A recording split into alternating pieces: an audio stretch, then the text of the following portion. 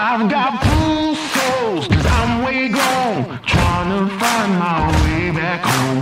Count my bones as in desert crumbs flow. I'm gonna turn all of my stones. Rock bottom make the man and some pressure make a gemstone. Trying to put $1 to my name like Creflo. Not the boy, late to the game, it's in the blood flow. When I'm from the south, it's thick skin and tough bone. Big attitude through big lips with gusto. Trust no kings, that's why they tried to crush souls. But it's IGBO. When the dust blow, this old head be standing there. No silver, just gold. Crack no books on the hustle. I was born to grind. Yo, scared of your potential. I'm adorned with mine. 30 times around the sun, man. Of course I shine. My legacy will not dwarf with time. And in my daughter's eyes, it's basic. I must not say quit. Every day sees a present like a Rob St. Nick. Walk a fine line between tenacious and patient. I can't slip. I'm fighting clocks and they can't win. I've got bruised souls, cause I'm way gone, trying to find my way back home. Count my bones as in desert crumbs flow. I'm gonna turn all of my stones. I've got bruised souls, cause I'm way gone, trying to find my way back home. Ooh, that soldier in the mirror, oh oh. I'm gonna turn all of my stones. Impeccably I flow, hardest raps you know, breaking status quo, reaping what I sow, artistry like Van Gogh. Get it from my mama hip, so thick that I need tempo. Personality, spicy body banging like a bongo. Cause black women been it since Timbuktu, since Pharaoh. Sponge rollers and hot combs, lips, cheeks and brow bones. If you ain't for the culture, then please stay out of my zone. These little dummy rappers could never grace my headphones. See, I'm from a place in space where ain't no storytelling, you just had to have been there. If you want the battle, ain't no problem, say where. I got so much experience, I can't even play fair. But I'ma keep evolving and growing and hurting feelings and showing you need endurance to go in. I got mileage on this pen. I've been busy cause I've been out here schooling all these kids. Took 3 decades to have this glow up that I did. I've got bruised souls, cause I'm way gone, trying to find my way back home. Count my bones as in desert crumbs flow. I'm gonna turn all of my stones. I've got bruised souls, cause I'm way gone, trying to find my way back home.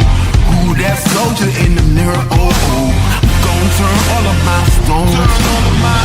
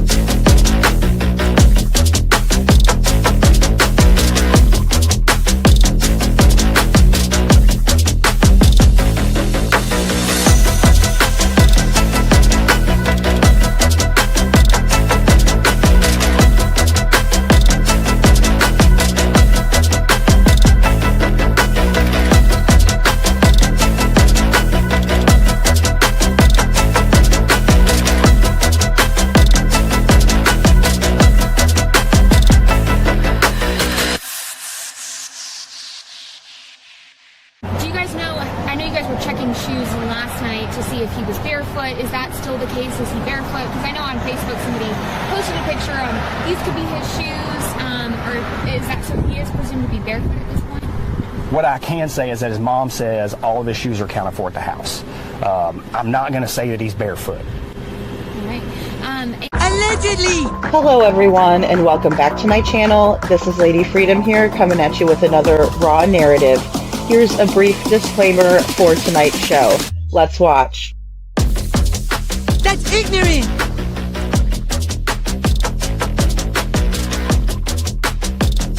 Allegedly, that's ignorant!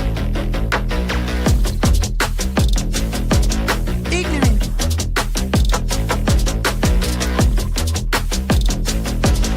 Judgment, Alfred. Oi, you read my thoughts. You've got the shinin. You mean shining? Shh, you wanna get sued? Judgment, Alfred. You just use that shin of yours to call me and I'll come a-running. But don't be reading my mind between 4 and 5. That's Willie's time. Hey, yo, boss. I love him when he does that.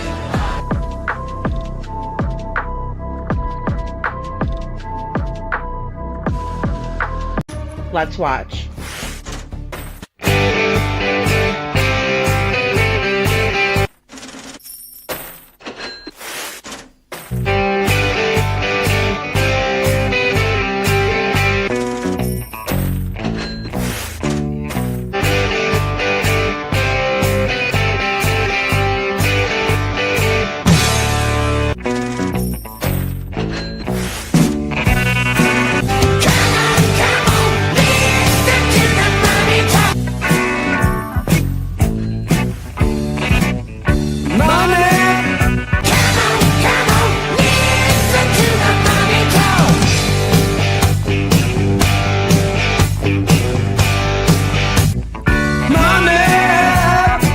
Don't get me back to good bullshit.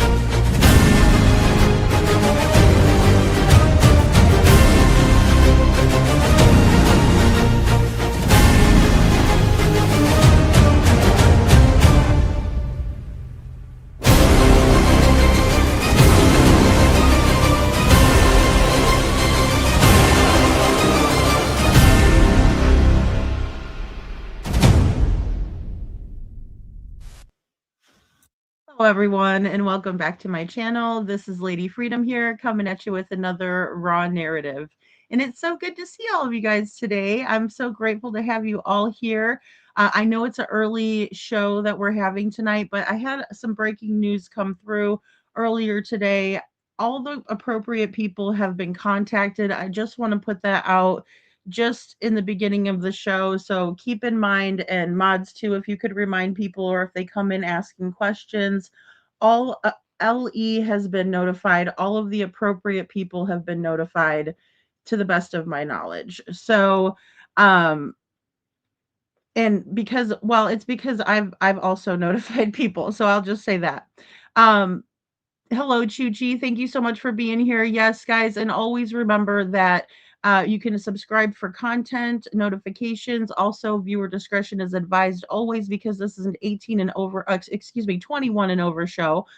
We do talk about very sensitive subjects here, and we always want to use allegedly and in our opinion, as you all know. But if anybody's new to the show, so I'm so grateful to have all of you guys here. Really excited to bring you some good news. I think in the Devlin Tait case, right?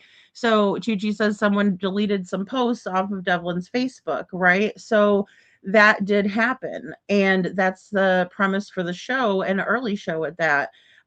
So a couple of things could be possible here, right? And I'm definitely a little spooked about it. Little says eek. Yeah, so definitely. And hopefully I agree here too. Hopefully it was him logging in now so we can track the location. And also find out who decided to do some of this, right? And I mean, either way, I think it's a good news, but the best case scenario would be that it was Devlin in there. We have to keep in mind that the family has had a lot of pressure lately put on them, and if Devlin's watching us, he doesn't probably want the pressure to be on his family if he's out there watching us, right? If that makes sense. So, which I thought about it. Hey Jeff, thanks so much for being here. Hey Jen, thank you so much guys for being here. And Jeff, I was rooting for you while I was on the intro because I saw that you put these stats down for Devlin. Thank you so much, Jeff, for doing that. I really appreciate you. And Jen too. Everything that everyone has been doing, guys, is all coming together. So it's a good thing.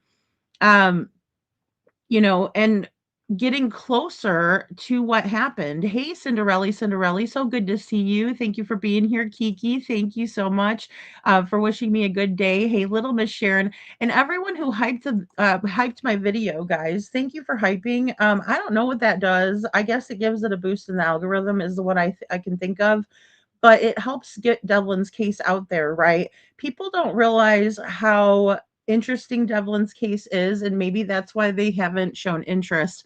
But I want more interest. And maybe that sounds crazy because there has been more interest that has come onto the case as of late, but I want more. I'm being really greedy here. I want everyone to know who Devlin is and to see his face. Missing in America Network has a flyer of Devlin. We have tons of flyers that have been put out about Devlin. This is just one of them, guys. So I always drop these links down in the chat. And mods, I would encourage that as well, as always, please and thank you. I know it kind of takes away from you guys being able to give opinions. Night Court is for opinions, guys. We all have opinions. Your opinions matter to me. We don't have the same type of, let's see, we don't have this, how do I put it? Like, we are a court of public opinion. We're not the court of law. So in the court of law, they have to prove beyond a reasonable doubt. We can speculate here. And I encourage speculation always with the allegedly. Perfectly Imperfect Boy Mom, yes, thank you so much for being here. So good to see you. And Mama is here. Thank you for being here, Lisa King. So just kind of want to shout out everybody in the chat. Thank you so much for the blue hearts, you guys, and for the green hearts too. Sebastian Rogers still missing, Hendersonville, Tennessee, right? He is out there. He is out there too, still missing. So thank you, Kiki and Shadow. Thank you for being here. Good to see you, Little Red. Also, Tina Grisham is here. Thank you so much, Tina, for being here. Indigo, hello, Indigo. Hey, Jilly. Hey, Miss Fairy. Thanks for being here. So good to see all of you guys. Great to see all the dragons. Hey, Veronica. Thank you for being here, all of you guys. Let's see. I just don't want to miss anybody. Yeah, huge shout out, Jeff. Thank you for everything that you do. Everybody that covers missing children's cases, guys. These are hard cases to cover. You sometimes you feel depleted at the end of the day because of all the energy that's put into it, but also, many of us just care and also just want to get this information out. So, just a huge shout out to everyone who does that. That's right. We all need to keep Sebastian's name in the public eye. Thank you, Jeff, for dropping Sebastian's. Guys, I have 2 hoodies and a t-shirt and a purse with Sebastian's info. I wear them all over, and people have to see me, out in that. And they can see his missing flyer right on the back, and they could come up and scan the QR code, right? So it's so important to get that out there. Thanks, Anne, for being here. So let's go over the video. I made a video. Where's my note? That's funny. I don't know which days I make these videos, guys. But I do have, oh, that's another note. All right. Oh, here it is. November 22nd, 2025. I put out a video about Devlin and his posting on Facebook. Devlin's got several accounts, guys. So with that being said, you have to kind of go around looking for all of them, you know? So that's a big one. That I want you guys to remember. He's got multiple pages. Now, this page that we're talking about tonight is going to be Devlin Lee Hatfield Tait, right? Is the page, and he was posting a lot on there. He also had kind of a friends page, but nevertheless, he had multiple pages, and he's a boy, and that's what they do. They got a lot of, especially social media this day and age, so they get on there and they're on multiple accounts. So one thing I do want to also point out tonight is that there's a two-step authentication process typically when we're trying to get into these apps. I want everybody to keep in mind that Devlin's phone is still missing with him. He has his cell phone still, right? So I just want to, throw that out there as a couple of, just facts to the story. So that way you guys have that in case, because our brains will pull us in different directions. Also, we fill in the blanks. That's just any of us. That's human nature. Any single one of us will just fill in the blanks when we don't know the answer, right? Because we need to make it make sense in our own brain. So that's what we're doing with our speculating. But I also want you guys to come from a good place where you know, you have the facts that you can work off of the correct information rather than, you know, bogus information. Tina says, could it be possible that the law enforcement officers got into Devlin's social media and is deleting in order to try to calm the finger pointing, as any of his other social media had things deleted? So that's a great question, Tina. I watched a live stream where Jessica went on a live stream with Piper from Facebook, and she mentions that there was, and she told me this as well. But she said it today also, that there was huge chunks of text messages, but excuse me, Facebook Messenger messages between her and Devlin that were erased out of there. And I remember her telling me this too. Now, this was on a phone conversation. It was not on a text. So, but she then mentioned it again today. So again, now this is, coming from her. So, I'm considering it heavily.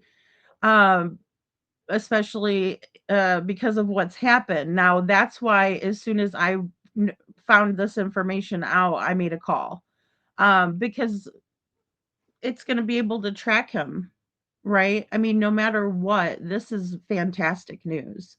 I don't know, you know, it again reminds me of Gypsy Rose Blanchard's case, right? Where Gypsy Rose and her boyfriend Nick Godejohn took her mother's life, and then they went to Wisconsin, right? And so they go up to Big Bend, Wisconsin, and Gypsy's feeling very guilty, and so she starts making Facebook posts, and they got her, right? They got her where her location was, because they were looking for her. The Springfield police were looking for Gypsy Rose Blanchard right away, because she was said to have been in a wheelchair and had all these ailments, right? And diseases and issues. And so yeah, bingo, right? Bingo. This is huge news. So, again, early show because, let's find Devlin Tait. And I would have even done it earlier. I just wanted to make sure everything was notified. I wanted to listen to what Jessica had to say on the other live, right? Um, absolutely. I want to hear it all, and I do hear it all, and I know quite a bit that's going on. In Devlin's case, things are really popping off, so you have to, adapt to that um, as it comes in, especially something like this. Lisa King says, could someone in his family possibly have known his password and deleted some stuff? I believe so, Lisa, and that's the one thing I do want to talk about as well as we go through this because, um, as I said before, they have to have that double. Something would have been sent to his phone. So when I say about the double authentication process, um, they will send you a code to your phone, right? In order for you to get access to your account. If you say, I forgot my password, boom, I forgot my password, it sends you, a code to put in so that way they know it's you. It's an authentication process. Sorry, I hope I don't say that wrong. Um, authentication. Yeah, I hope that's it. Um, let's get 100% participation. Thanks, Little Red. Thank you, thank you. And I gotta fix. I'll fix that wrench thing. I saw that too, and I'm sorry. And I'll go grab it. I just didn't have a chance to. Hey, Veronica says I have a nice soft green sweatshirt. Nice, thick, well made. Is Sebastian's face and name and his info from when he first was missing. All walking billboards are the best. Thank you, Veronica. Thank you so much. The hoodie is super comfortable that Seth has on there now, and I know he will be happy to hear about the quality of the green sweatshirt that you have from the beginning. Aw, that just warms my heart. My goodness. So, yeah, yeah. Unless it's one of the newer ones, but he was really, he asked me that a bunch of times. Is the material good, right? Like that will last. So, that's so awesome, Veronica. I'm so glad to hear that. Thank you. Um, Shadow says, I wonder if someone got into his account. Well, I know, and that's what I'm thinking too, Shadow. And, you know, maybe they have been trying passwords, but I have full respect and confidence in law enforcement that as soon as they're notified of this, they're going to get on the ball and find out everything about it. And that doesn't mean that I'll be able to update you guys necessarily because of course this is very sensitive information um that we're dealing with after this, right? I'm just showing you all to see, to notify everyone and whoever did this, right? That and if it's Devlin, again, you are not in trouble, Devlin. You people love you, and maybe after all this time they can understand not to take advantage of you and not to take you for granted. And I hope that that's it. I really do. So if you're out there and you are listening to this, just know that you're not going to get in trouble for calling it. You're not going to be in trouble if you come back. You will have to deal with court stuff, but that's just part of everything. And, you are an adult. So maybe you can get yourself a place and maybe somebody would go out on a limb and get you a job. There's resources, buddy, and you don't have to be out there. So I just want to put that out there, Devlin. If you are listening or watching, this podcast or whoever shares it out, however you see it. Pat, thank you so much for being here. Good evening. Thank you for being in the chat tonight. Um, I'm sorry, guys, and it does get me emotional thinking about Devlin being out there somewhere because that is the best case scenario. And then also, I just want Devlin to know that, that he has a lot of people that love him. Tina says, I messaged him a few days ago and still getting feedback saying can't deliver, user unavailable. Wow, dang. Um, that's interesting, Tina. Thank you for sharing that. And, if that's the case, maybe that function has been shut off or something. Hmm. And I'm assuming it's the same one that I'm talking about tonight because that's where all of this information came through. Miss Fairy says, yeah, it's possible to put an event together without all truthful facts. Also, the people who have something to hide lie, in my opinion. Absolutely, Miss Fairy. And that's the thing. I mean, we have a family that's been not 100% truthful, right? And I do consider a fair amount of that, right? Sometimes you're like, okay, someone lied to me. I don't take it personally, just so everybody knows that. Another thing that I did want to say as well.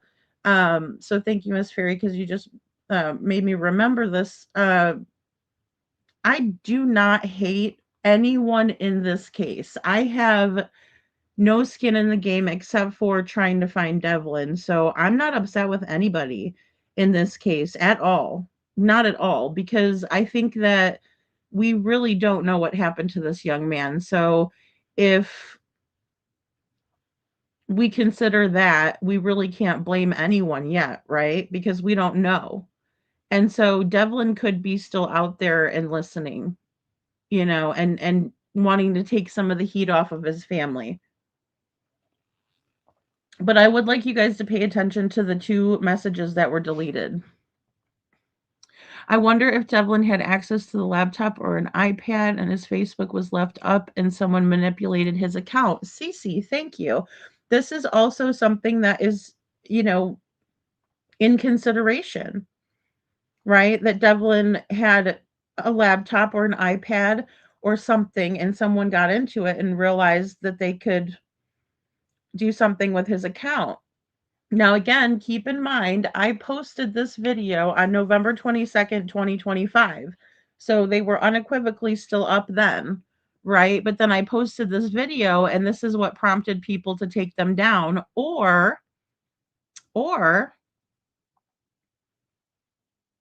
it was because this particular text message was shared again. Now I'm just going to go to this so y'all can see what I'm saying. I'm a visual person. I want to show you.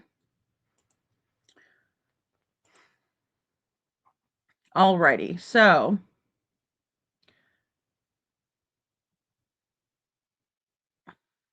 here it is. I'm sorry, I just need to go through. Now, this is the post in question. Now, I saw this post floating around the internet, and it wasn't on the YouTube streets. It was on some other streets. Hey, Linda Nunley.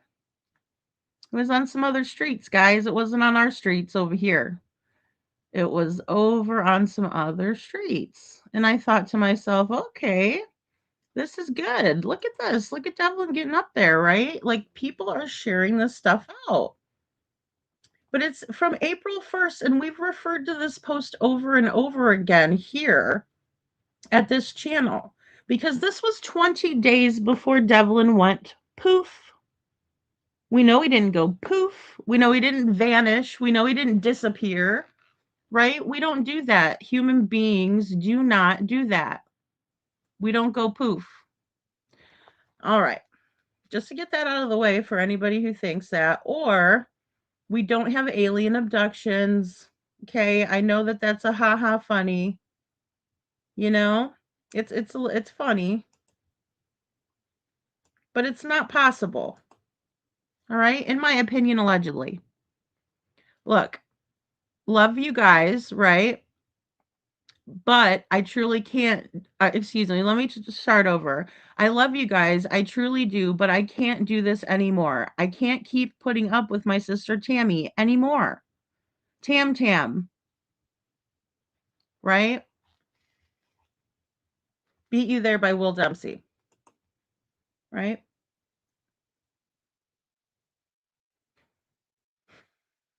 So he's not a Houdini. We don't. That is not. I know that people think that magic tricks are real, but that is called optical illusion for a reason. Illusion for a reason. No, he didn't Houdini. He didn't. He's not a ninja. He didn't go poof. Uh, yeah, none of the missing children are alien abductions. Thank you, Little Red. Right? We just can all agree on that, can't we? Can we all just agree there? This is not possible. All right. Snarky today. So this is another one that we went over again on Devlin's page, right? But this is from a different account. This is from Devlin Hatfield, right? He says, I'm someone who likes helping people who ask me nicely and don't order me. Right? And we talked about that on yesterday's live stream. We talked about I like to be helpful. I'm a nice person who likes to help, but you got to be nice and ask me nicely. Don't order me around. Don't be a jerk. You know, and I'm nice, and he is. And I've heard very nice things about Devlin. Right? So whether, you know, and again, like I said, nothing that ever is said about his family or his mom or anybody, right, is going to make me not look for Devlin. That will just never happen. Okay, so, and this is given some of his information, and then we went over that, right? So something's not quite right in Ionia County, Michigan, is what I put up here, right? And this was a video that I posted again. And then I also wanted to point out this song right here that he put up for on March 30th for his mom, Jessica Peckham, for his mama. He says is with Jessica Peckham, right? And so this was also removed. Hey, Ann Reynolds, good to see you. I'm sorry you're sick tonight, honey. I hope you feel better. Also good to see you, Sasha. Thanks for being here. So look, guys, 2 posts were deleted off of Devlin's Facebook. And I'm going to go over to this really quick and just fast forward. It's all in here, though. You could see it all in the video. There we go. This is what his Facebook looks like today. So Devlin Tait, you can see, you know, all the places, right? He worked at the livestock auction. He worked as a janitor at McDonald's. He worked over at the pizza place, Good Times Pizza, right? He likes the Lake Odessa Police Department. Sometimes he liked to play around like he was a police officer, right? Got in a little pinch with that one, put himself in a pickle. You know, and here he is remembering his dad. Okay, so this one's from February. That one's still up. Right? Here's his little brother AJ, March 27th. He updated his profile and put it on there, put his picture on there. Okay, then this is him on March 27th still, right? Living in Lake Odessa. That's to his that is still up there about his dad Bill. As we're getting now into March. Now all of a sudden, here's where we get to April 5th. Right? Who deleted his posts and why? Here's April 6th. Here's the 6th. He posted a hot rod. The bug that's on his picture. April 7th. And then here's Tina posting her grandson, right? If you know anyone who knows him in Michigan, right, please share this. My grandson Devlin is officially missing, last seen and heard from 24 hours ago. If anyone knows his whereabouts or has any information, please contact his mother, Jessica Peckham, or the police department, right? If anybody knows anything about Devlin. So that was also posted to his page so people knew. And then again, Tina posted that on June 28th. And then on the October 24th. Right? Now these are the ones that are missing. March 30th. Devlin Lee Hatfield Tait is with Jessica Peckham, March 30th. Mama, I love you. Playing I Loved Him First. It's a country song that she's singing, I do believe. Because I listened to the song, I just didn't put it in the video, because of copyright. But that's the song, and it was for Jessica, not Sandra. He called her mama. Just so everybody knows that, because I saw her beefing about that the other day. We've said it, several times here on the channel.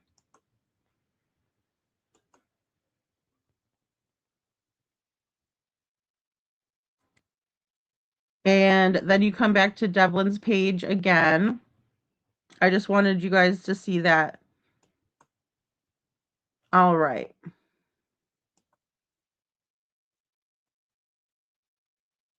Okay, sorry, I wanted to make sure I didn't have all that. Hey, Holly S., good to see you.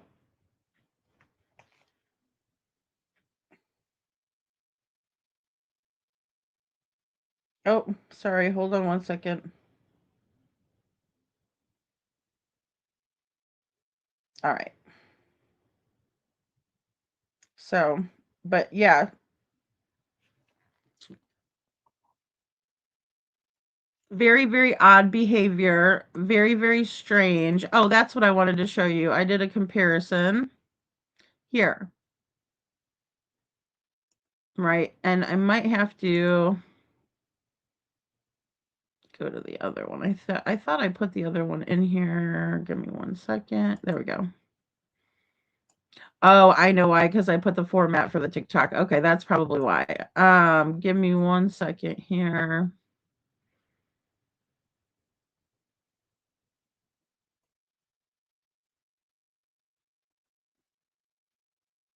Thank you, Cece, so much for doing the 199 super sticker. Thank you.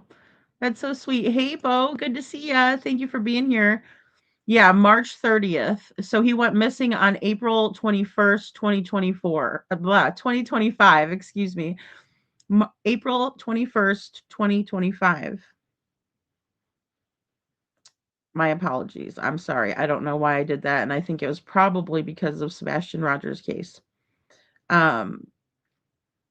So, right, guys, I don't know if this could be a situation where we have Devlin logging into his devices, right? And here, let me just put him up here.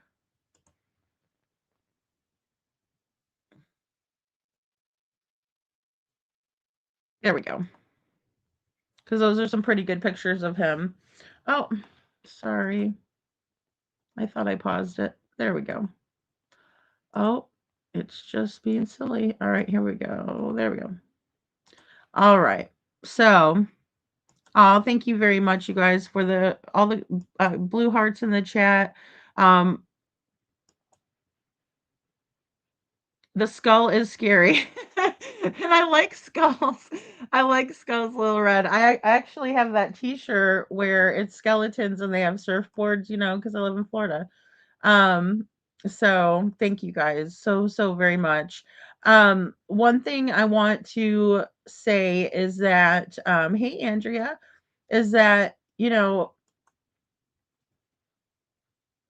with the cell phones and with the digital information age, that's usually how most of these cases are solved. So I really want you guys to put your thinking caps on when you see this, and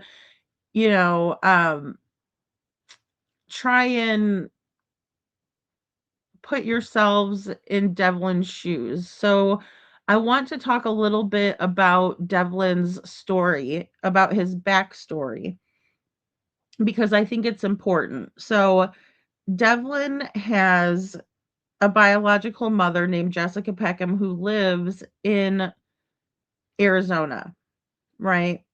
And thank you guys so much. And he also has an adoptive family who is a quite large adopted family.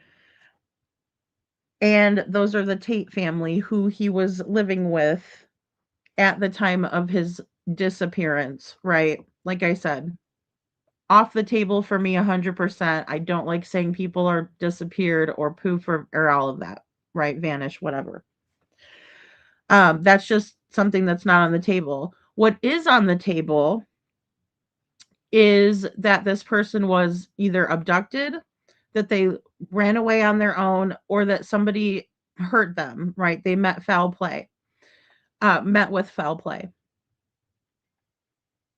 We always have to look at the means, the motive, and the opportunity.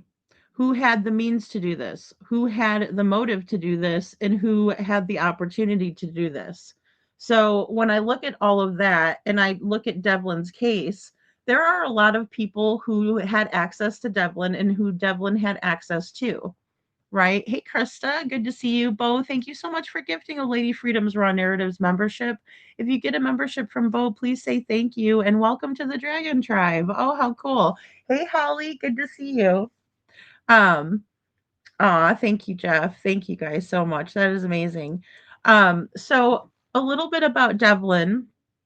Devlin was an 18-year-old boy when he went missing, right? And then he turned 19 a month after he went missing. So April 21st, 2025, he was reported missing by Sabrina.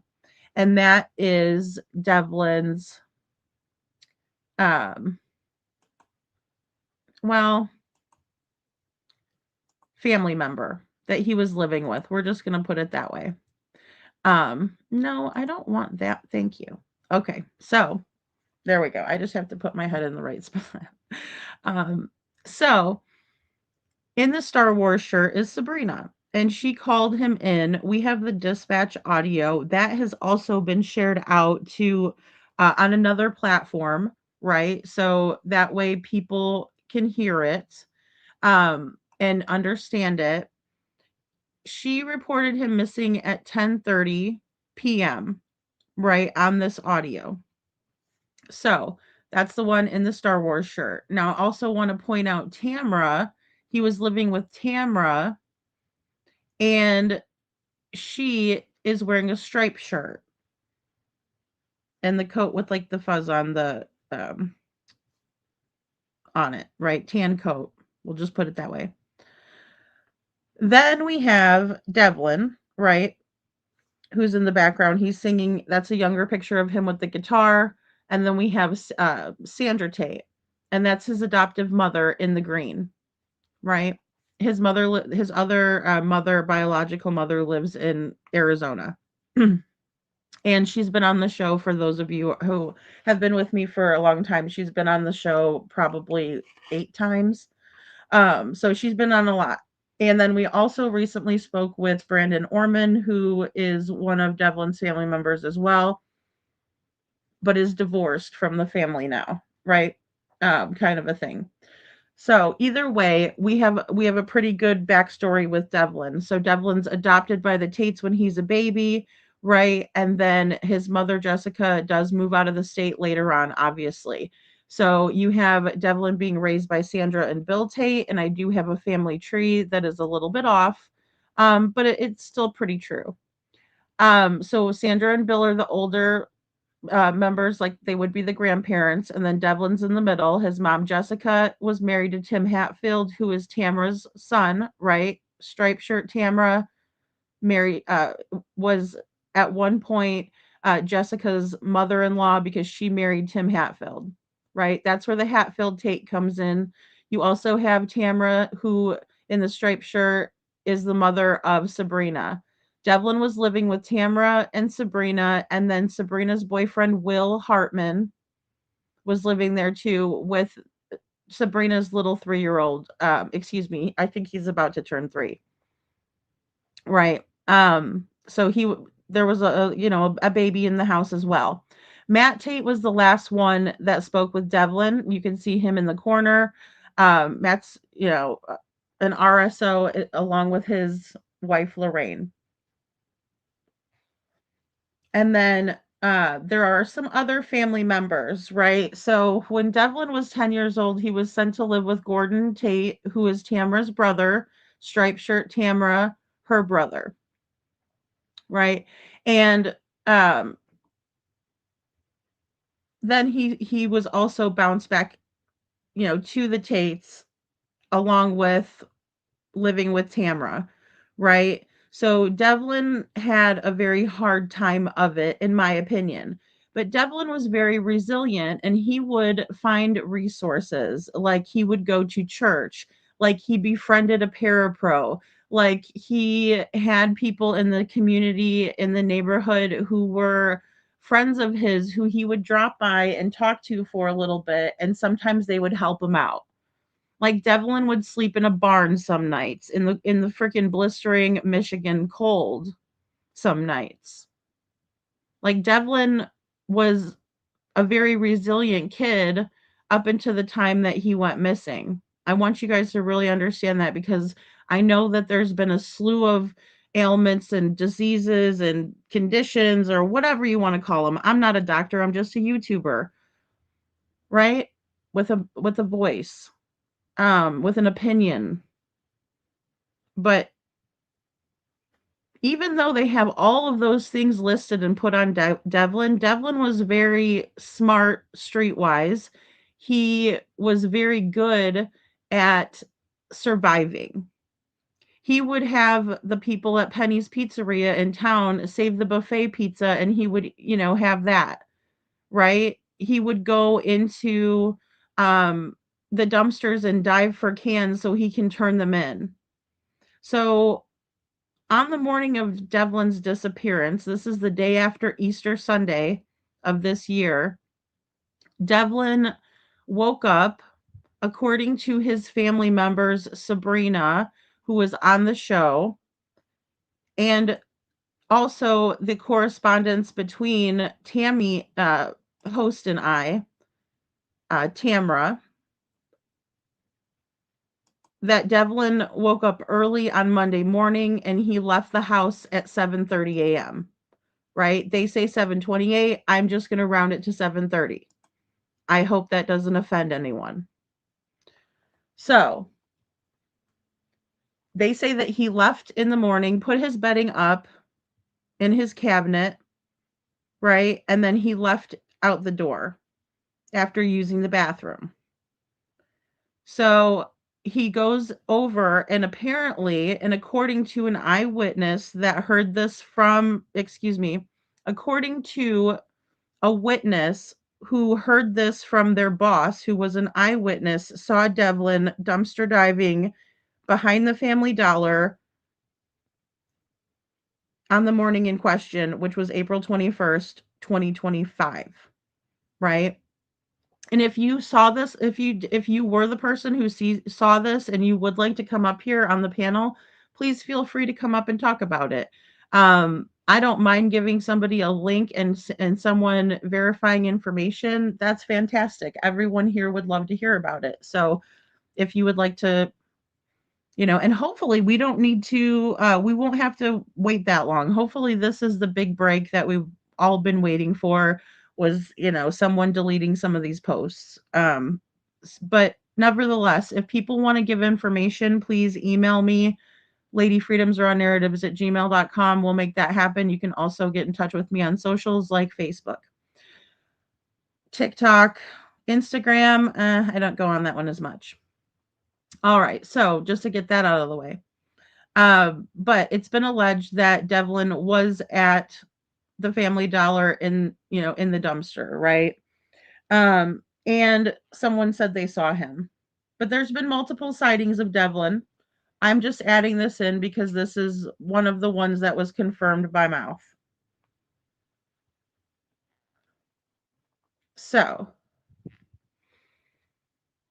nevertheless, Devlin makes it over to Carl's, right? And he purchases something to eat and something to drink. And then he goes over to Lako Laundry to charge his phone. He also bought a battery pack on Easter Sunday from the Family Dollar, allegedly. And that was from an eyewitness who sold him said box for his phone, charging box. So if his charging box was completely, if we're to believe this, and his charging box was completely full of juice, right, or power, and then he turned um he used all of that overnight, right? I'm assuming that's why he bought the power bank, so he could have power at Tammy's house, because she said he can't use the power there, right? She said, no more, you can't use my electric to charge your phone, so he bought a power box.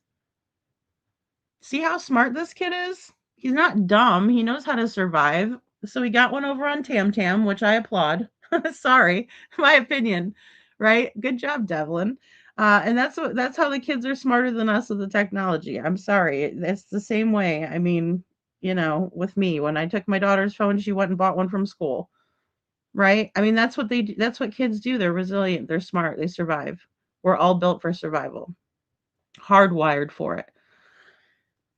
So anyway, this kid has the power box, so I'm thinking that he didn't have to rush over, right, to charge his phone, but that's where he got all of his power. So he got everything charged up, which maybe wouldn't have taken as long. Now, Matthew Tait says that he was on the phone with Devlin because Devlin tried to call Sandra, but she was in the bathroom and they talked for about 30 minutes. He never did talk to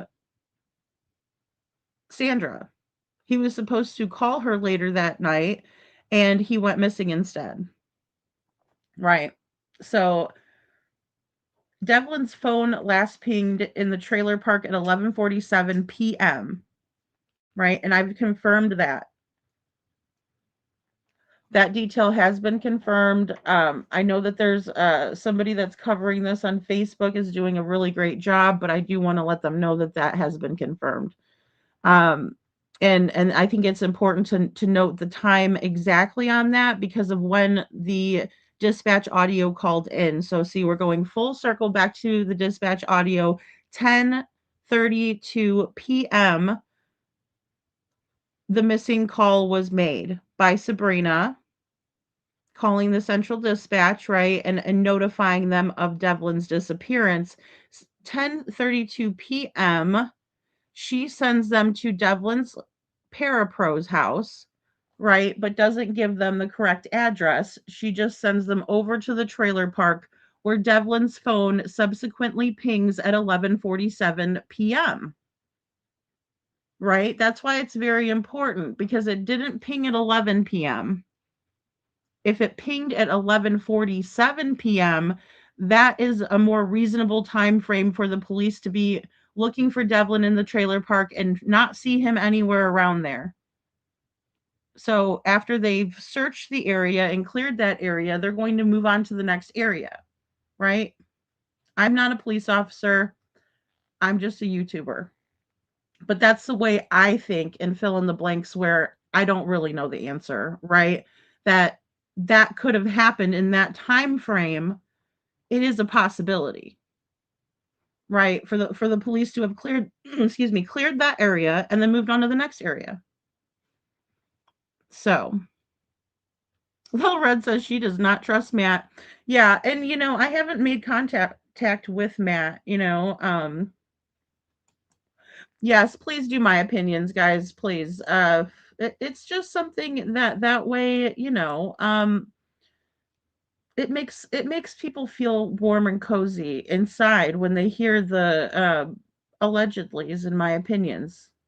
Some people just love to hear that, so we have to say it. Dog scent stopped at a creek. Indigo, yes, ma'am. To the best of my knowledge, that is what happened. So it was Bonanza Road and Tupper Creek, which was a frequently used path by Devlin. Frequently used path. There was an alleged Life 360 ping. I have not confirmed that myself. I know that is being pushed a lot lately.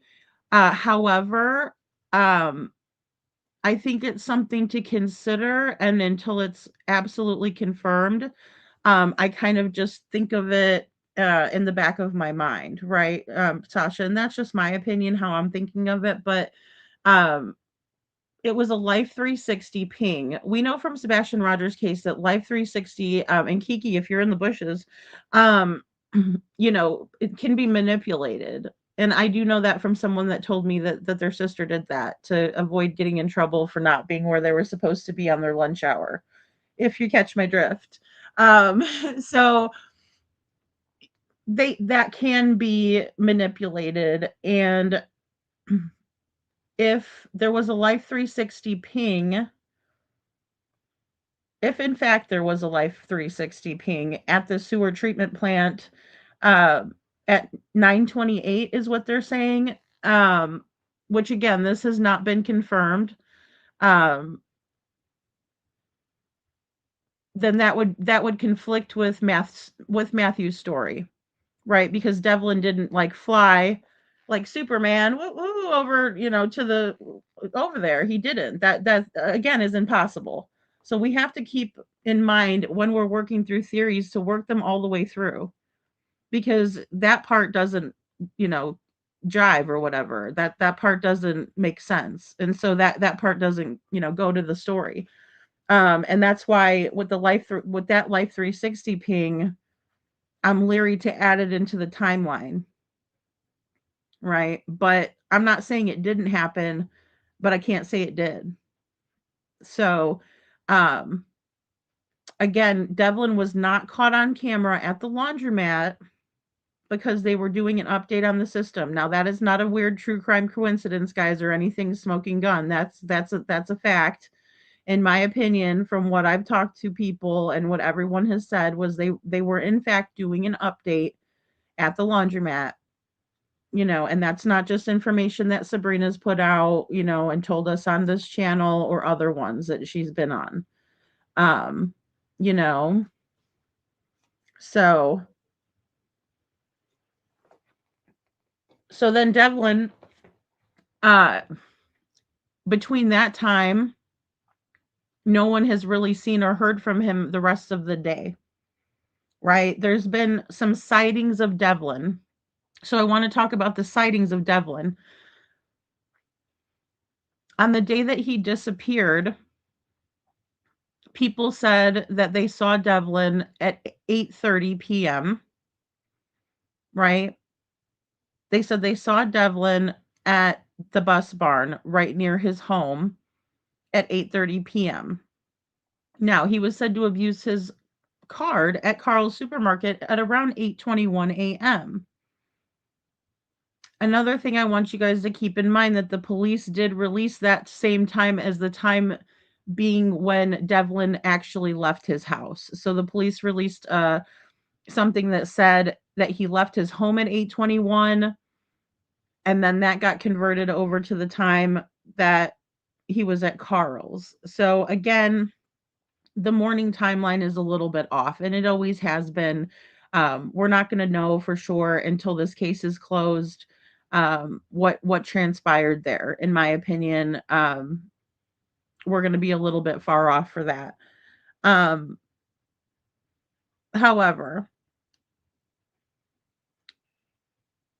there was also a sighting near Swifty's Park, or at Swifty's Park, where Devlin was said to have been carrying a bag from Carl's supermarket at around 10:30 a.m. on the morning that he disappeared, right? Air quotes on the disappear.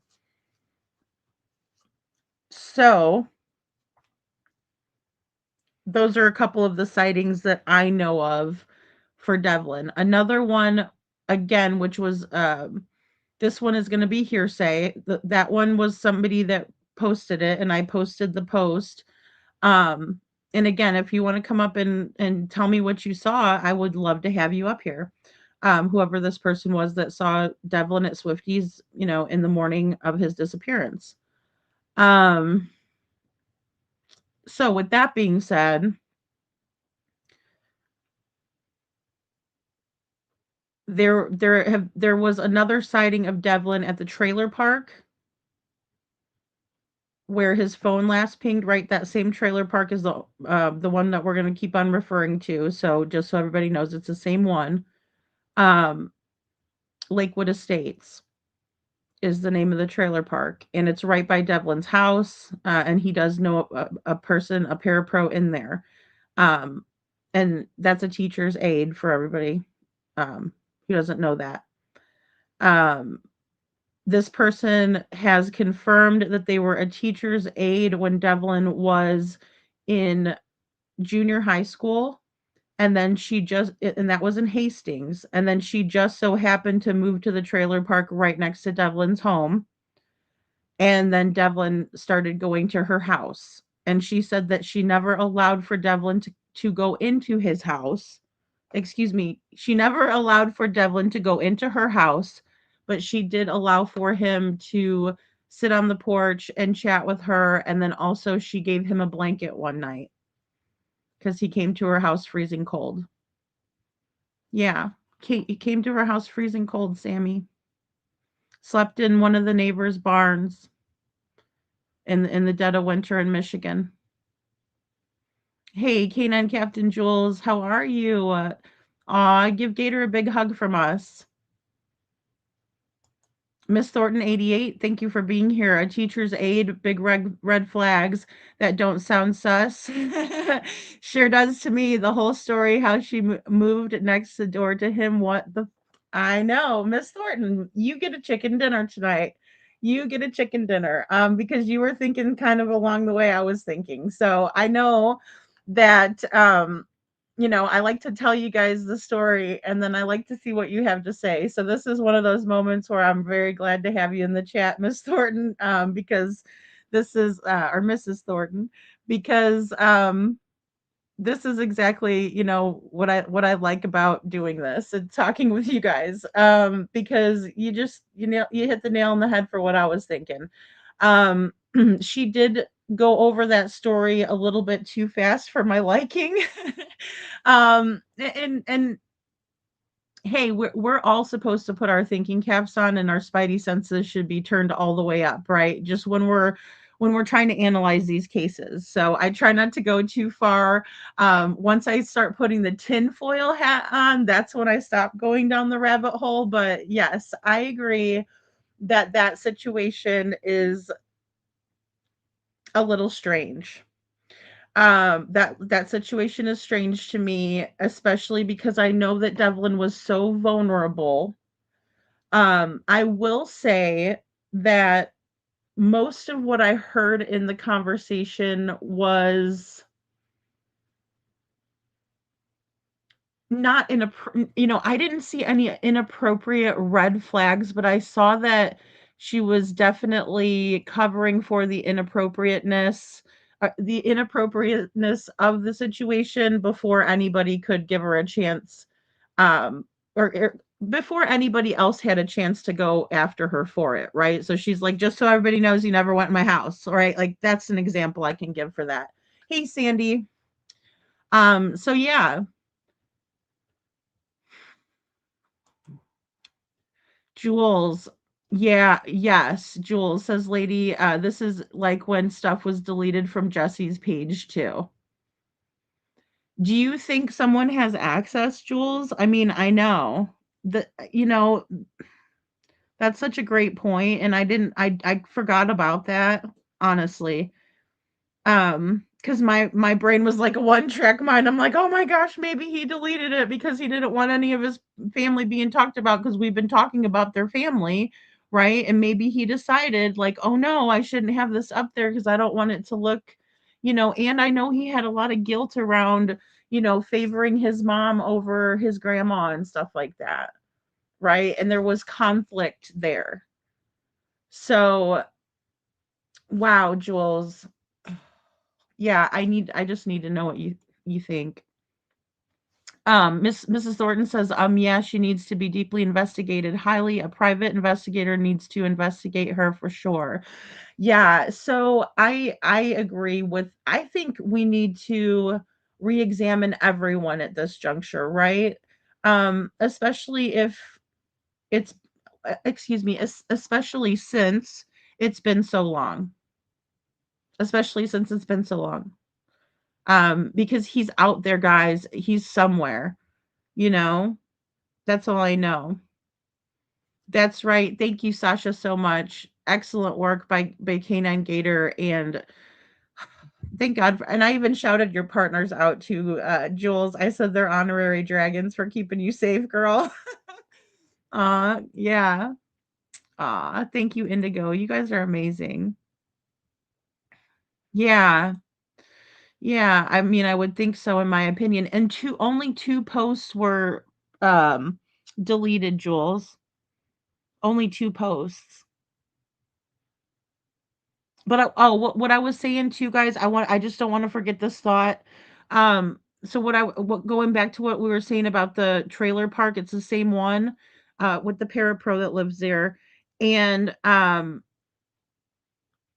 there was an alleged sighting hearsay. Someone told Tamra, and I believed Sabrina also, they said it too on a Facebook. They were talking there. Um,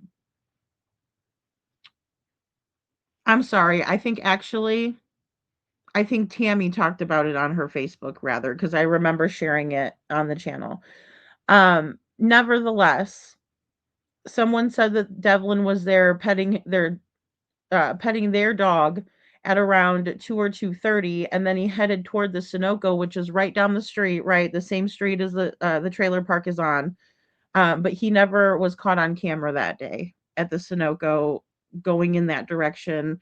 And so that has never been confirmed. I just think it's something where if we're going to go over all of the sightings of him, it should be considered as one of just the sightings, right? Because we know in these cases that's a lot of it. We see, real sightings. Sometimes they're legitimate, sometimes they are not.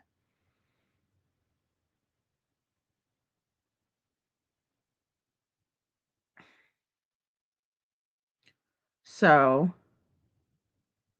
yay. Oh, I'm so glad you're clear for duty starting the 22nd. Man, oh my gosh, will you make sure you get all of your rest in, please, Jules? Like, oh my goodness. I'm glad they're clearing you though. That's wonderful. That means that you're going in the right direction. Like, gosh, I'm just so glad those guys are going to get in trouble. Um, but no bias there. No bias there. No, I'm just kidding. Yeah, we can't have them messing with our jewels. Um, Mrs. Thornton says, "Yeah, I got to stay with what's confirmed for sure, and that's how people muddy the waters." Yeah, and it's hard. It's so hard, Miss Thornton, because I want to consider everything, but things are more priority than some things are of priority and some aren't, and then the sightings are always just like kind of a consideration. Um, but I mean, as far as we know with the timeline, I just know that it's been confirmed that he at least was out on Monday, because for a while I was really trying to find confirmation on him physically being seen by someone, other, unbiased sources. And that would put him at Carl's. Also, they swore they saw him in the dumpster the morning he disappeared, and that is something that Tamara has also been adamant with me about. And she's, I've shared the email that she sent me stating that.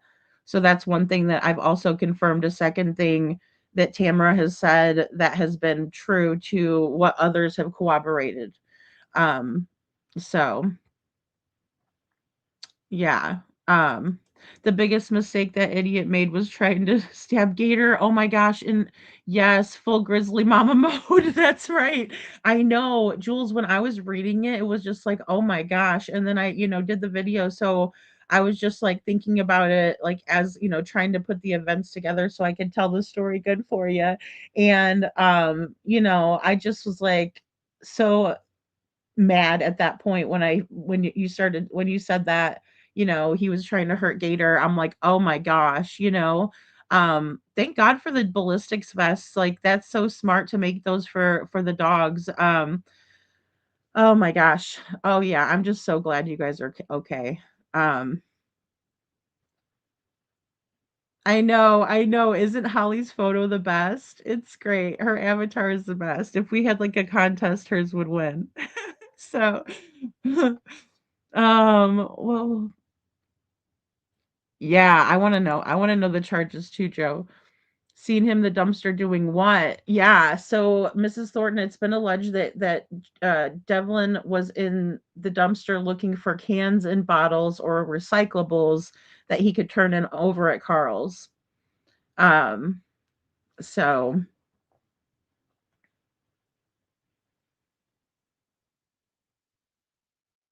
Oh, right. The sovereign citizen thing too.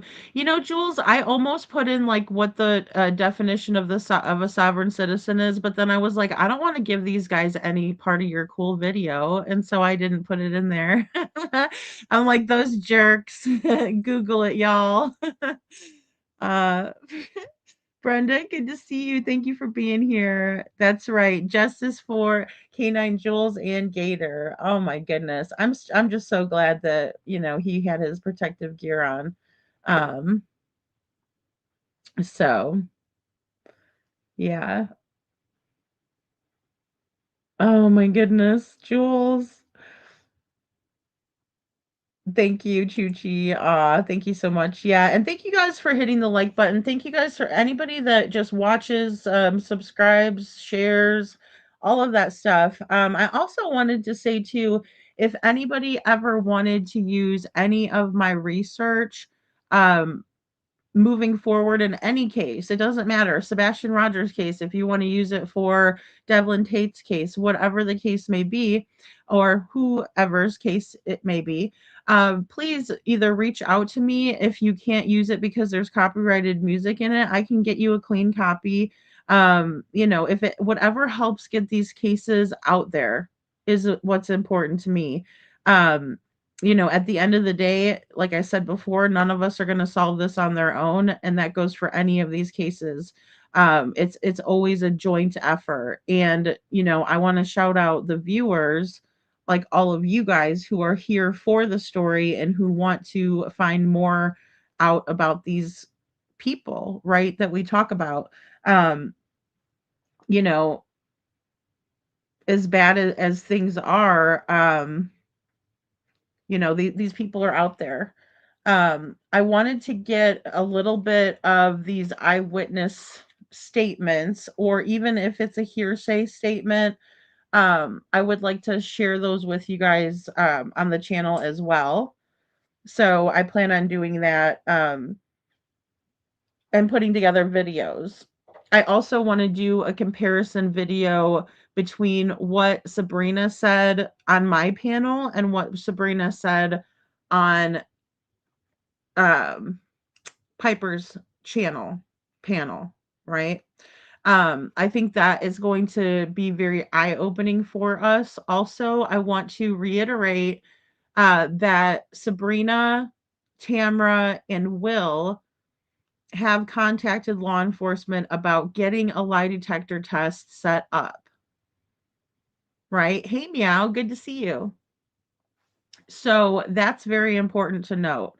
Um, of course, I always want to hear what you guys have to say about that. Because of course it can be looked at in many different ways from many different angles. We could say, hey, I believe that they're saying they're going to take a lie detector test because they're innocent. I think they may take a lie detector test because they want to clear their name, right? I think they might want to take a lie detector test because they're bluffing and they think they can pass the lie detector, and they think they're smarter than the lie detector, something like that. So I'm very curious as to what you all have to say about that. Sasha says, how far is Sunoco from his house? And we need some maps. Yeah, sure thing. Sasha, you probably didn't, because early on we looked a lot at maps. Give me 1 second, dear. I will get it. Let's see. Google Maps. So Lake Odessa is not a big place.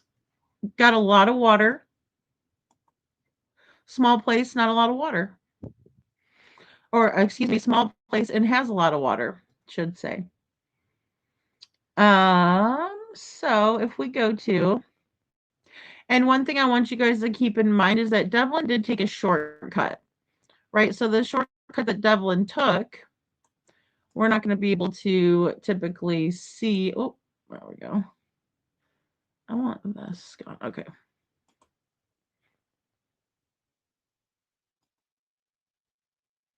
All right. Oh, sorry. Let me get the map good for you guys so you guys could see it.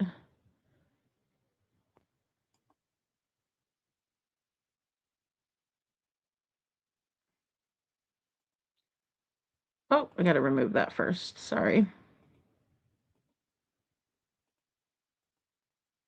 All right. So we got Google Map view.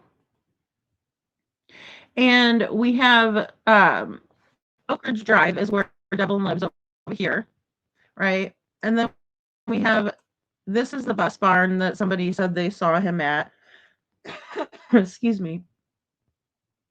Right here. Sorry. If I zoom out too much, you can't see it.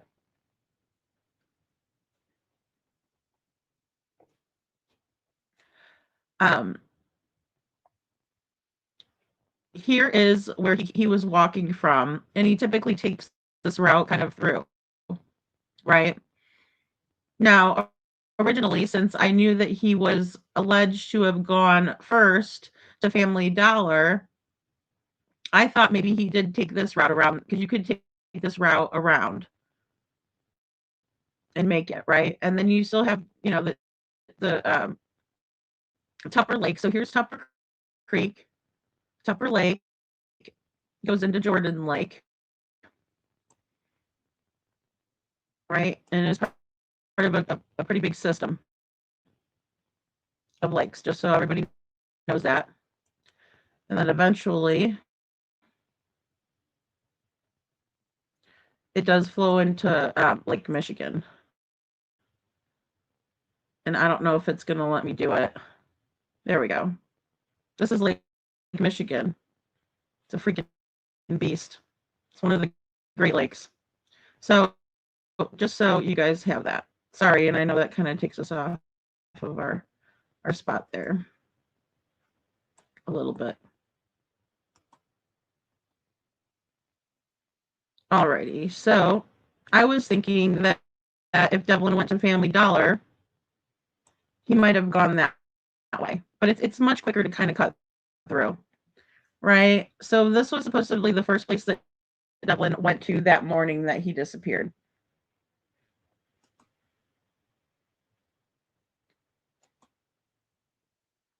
And then he apparently kept going to Carl's, and that's where he used his food card last. Right? So we have that. Oh, whoopsie daisy, sorry. I'm just gonna pull this over one so I can get to it, so I can click in between screens easily. All right, so we have that.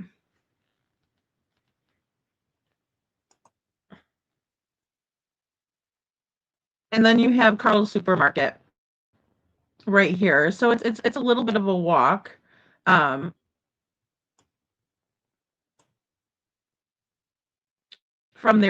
point A to point B.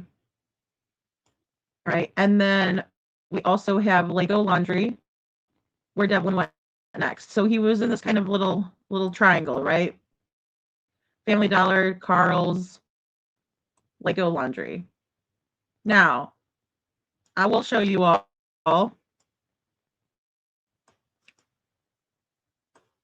the sewer treatment plant as well.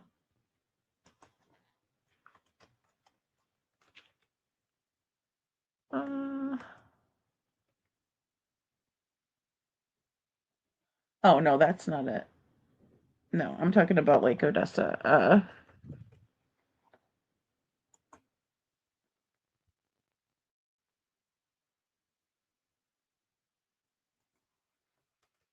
Sorry, guys. Let me be more specific with you.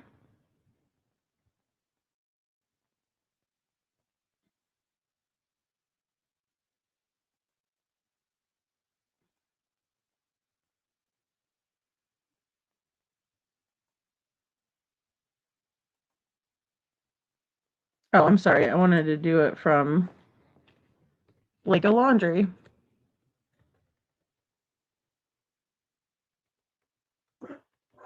Oh, sorry. Django, chill out.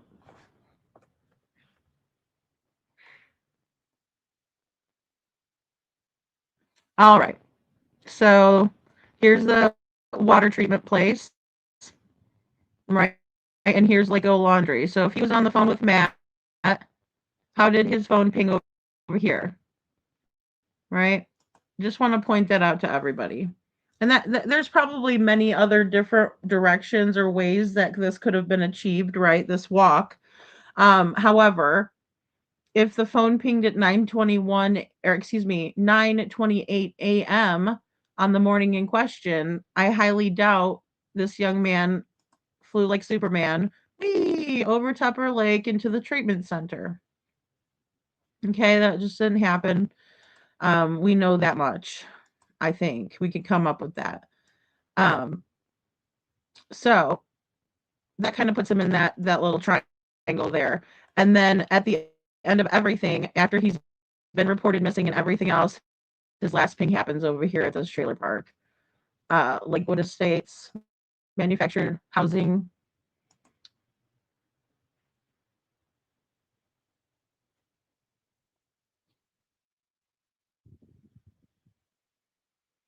Lady, did you tell the SAR group that K9 Gator does electronics? Yeah, Ara does also. Yeah, so I did, Jules, I did, and that's why I was like, I need to get a hold of Jules and see, and that was right about the time that all happened too. So, yeah, Miss Thornton, or Mrs. Thornton, yes. So also, also with him being caught on camera walking, so I did bounce that off of another person as well. And just like in the Sebastian Rogers case, many ring cameras are set up to record specific events, right? And so many times the owners will change the view so not every car that goes by gets caught on camera. Now, not everybody has their system set up this way, so we're kind of it's kind of a crapshoot, right? Because I mean, maybe 30% of people want everything on camera. Some are set up just for motion censored events. Um, However, it just kind of depends, but but I'm with you on that. I do think that there should have been more surveillance. So we've been also talking about, you know, odd cars in the in the area, right? On license plate readers, right? That were, a lot of these things were already checked into by law enforcement. But then also I was asking if there was like cameras on the stoplights, and they're not in town, to the best of my knowledge. So, but yes, Jules, and I can't wait until this weather gets better for you guys as well. Um, yeah, because I know like tomorrow it's supposed to rain there. Um, and I've been checking on the weather too because you know, I think it's important to get back, into the waters, but I don't see that happening with the winter.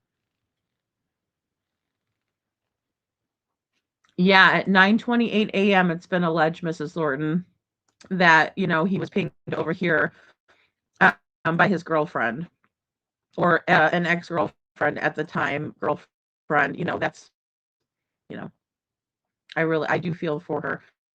Um, because she is only 16, I have waited for someone of age to reach out to me to give me permission to verify that, so um just want to make sure, everything on my end is um fair, balanced, and that I'm, sticking to morals and values and all that stuff too, because it's important. Um so yeah. So again, it just seems like from my perspective, again, my opinion, but Devlin Like to hang out at a couple of different places in town. Um, and it just seems to me like he was on his way home when this transpired just because of the routes, right? Because he also liked to go over to Bob's Barn and stuff like that, but he was never seen on any of the cameras going, toward Bob's Barn. Also, I just want to bring up the Sunco.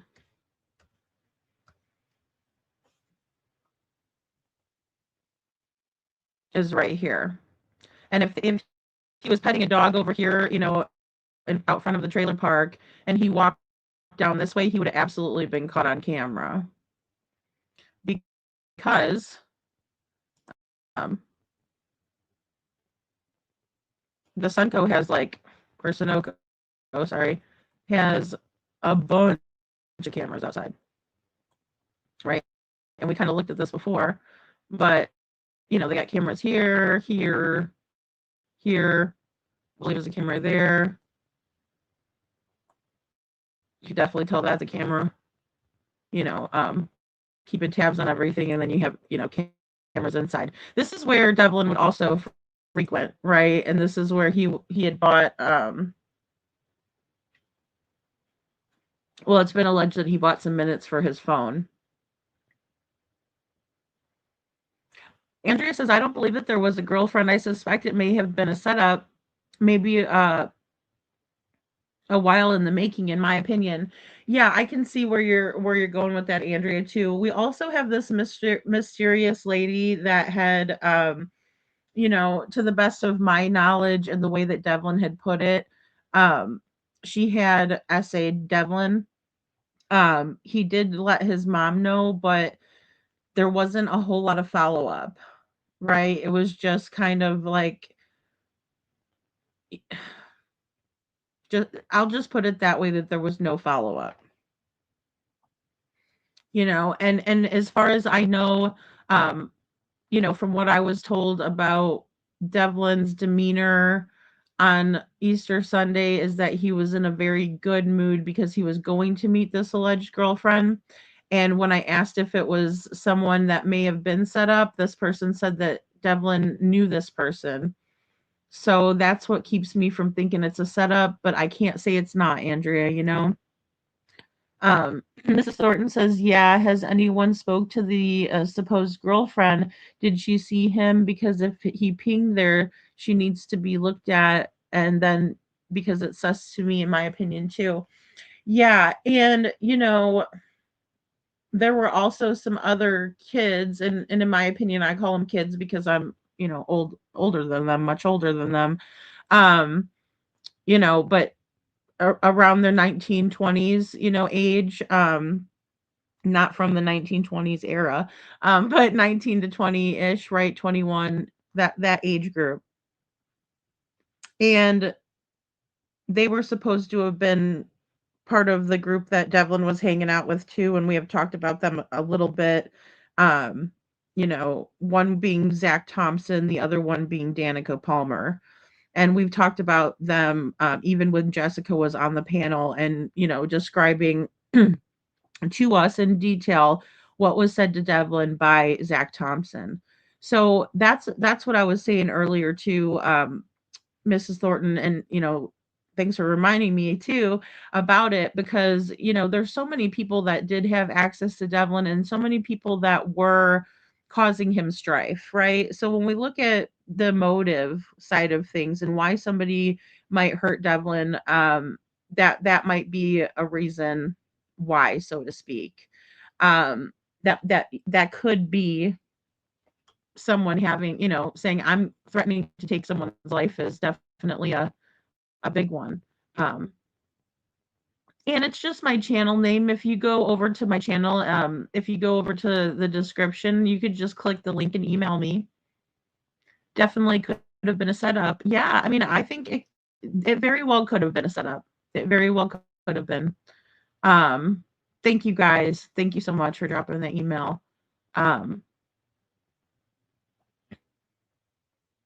You think he's with a woman, maybe Sasha? So That's a great question, Meow. So her mom wasn't too keen on Devlin. There were three different scenarios that were given to me on why Devlin and this young lady had to part ways. One was because her mother found out about Devlin's record.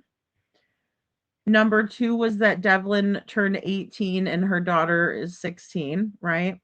Still not a huge age difference, but it's, that's up to the parents' discretion, of course, but also the laws. There are Romeo and Juliet laws and things like that.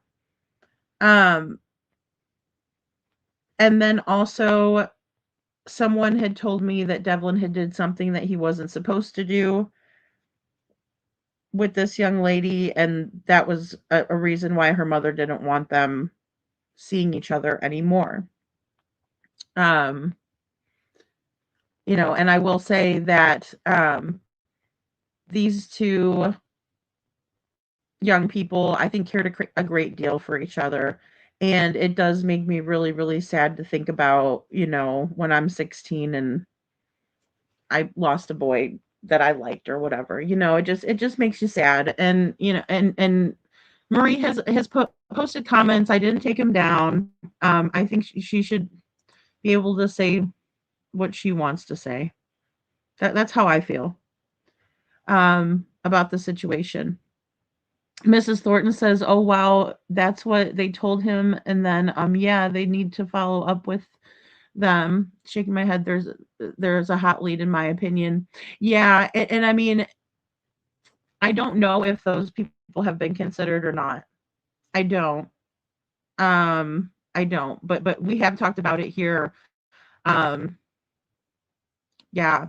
So, Jules, I know they have them in some states, and basically what it is if the age difference isn't terrible between the two, they'll usually allow for the relationship to exist even though there's an age difference. Um Yeah, is it? I know it's interesting name for a law, and plus, if we consider like the tragedy behind that story, um, it's a little grim, isn't it? I mean, yeah, but it's definitely a thing. I don't know how many laws or how many states participate or have that law, but if he went there the day he could, parents catch them together in a yeah, okay, I see what you mean, meow. Yeah, so that is a possibility. That is a possibility. I don't know how her father felt or if her father had a say so or anything like that. I know that dads are a little bit more protective of their daughters and things like that. Um, I don't know of any boyfriends of mine that was afraid of my mom, but the dad is a little different, right? So with that being said, um could the ping that night bounced off of that tower by the trailer park if they say went to the store in town to get cigarettes, pop, and chips? I don't know. Well, the thing is, Sasha, is what the cell tower pings, and that's a really good question. So with a cell tower, you're going to have multiple pings coming into the different um, positions, right, on the cell tower. So depending on where it bounces off at is a general direction, and it can become very pinpointed to a certain location based on where it pinged off of, if that makes sense. Um, so with this area being so extremely small, um, oh, how do I get back to my other? Oh, here we go. With this is even better. All right, so with this area kind of being a smaller area, depending on where that ping happened, it can kind of pinpoint it in any direction, in different directions. Um,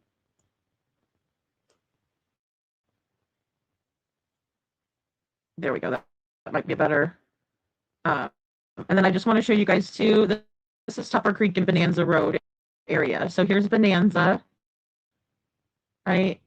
And then here's Tupper Creek that runs all the way through.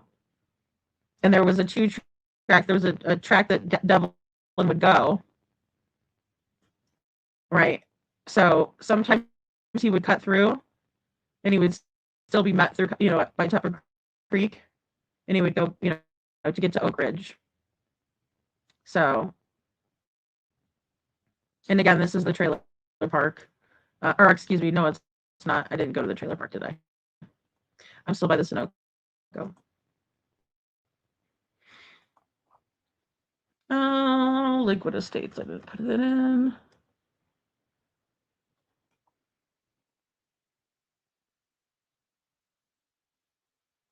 Alrighty. So, yep. Set right over here, and then there's a field. There's a field that goes through.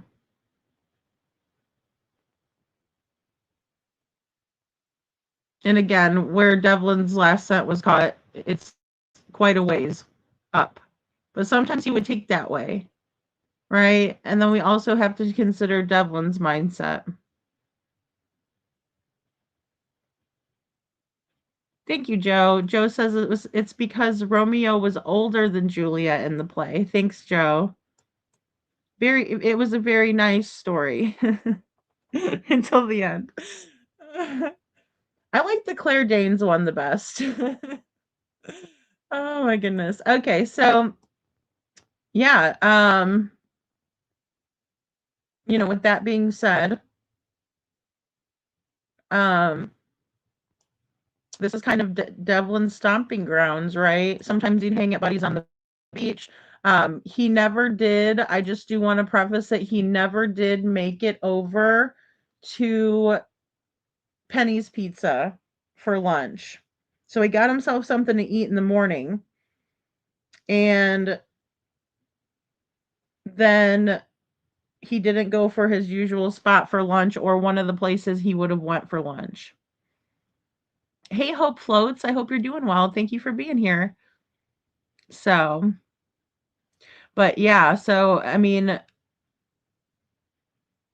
it's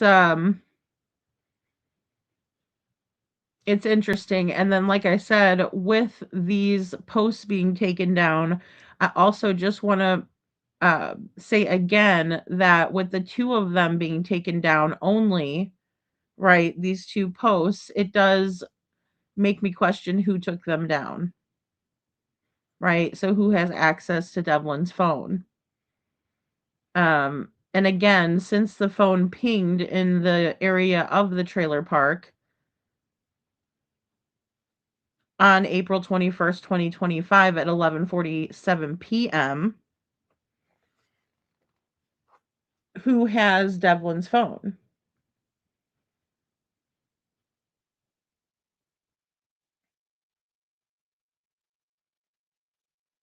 Okay, yeah, thank you, Joe. That's kind of that was my understanding too.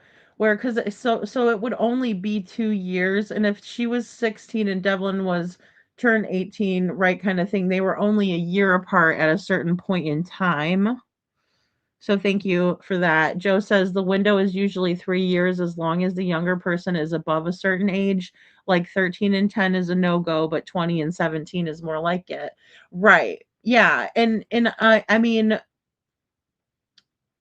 I think a lot can happen in 3 years, but I also think that, there's been a lot of people who have married people who are a couple of years, younger or older than themselves. And it works out just fine. And especially once you, like you said, once everybody's 18, then it's not as big of a deal. I don't know. I like to date within my age range. So that's just my preference, but to each his own. And Devlin seemed to, like I said before, he seemed to care a great deal for this girl, and this girl seems to care a great deal for him. I think she misses him terribly, and my heart goes out to her. I hope that she's taking good care of herself and that sort of thing. So, supposedly, okay, so also, guys, thanks, Sasha, for reminding me. Buddies on the beach. Here, I'll just put Swifties in. Hold on. Swifties, and we're not talking about Swifties, like Taylor Swifties. I think it's called something else. Also, like it's a different. It's a park that was dedicated. Yeah. So here we go. This is the park that he supposedly was going to meet the girlfriend at. It's right near Buddies on the beach on Jordan Lake, right? And I'm not talking about right on Jordan Lake. I'm talking about Jordan Lake Street here by Third Ave. And it's a nice park, right? And I've kind of showed you guys pictures and stuff like that. June 2nd, 1991. That one's got a little kid in it. I won't show the ones with little kids, except for that those kids didn't look too old. But yeah, this is where the dedication rock, things like that. So he would hang over there. There's picnic tables and stuff. But apparently this is where he was going to meet his girlfriend on Easter Sunday.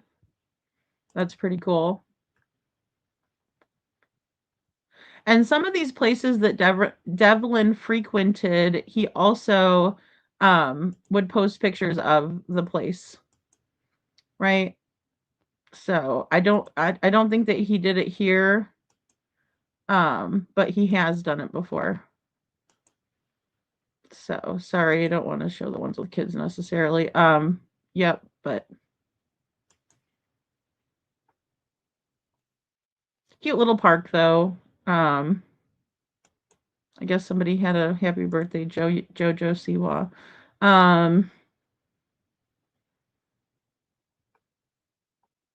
Really pretty though.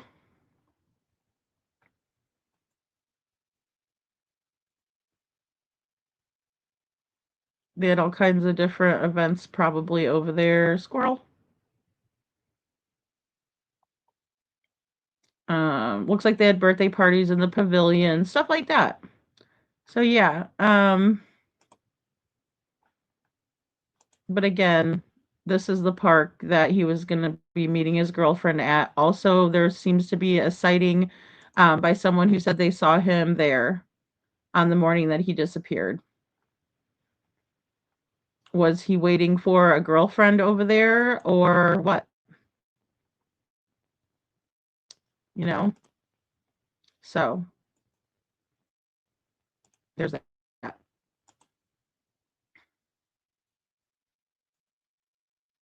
And apparently it was someone named Katie, by the way, not Marie, his girlfriend, but another girlfriend.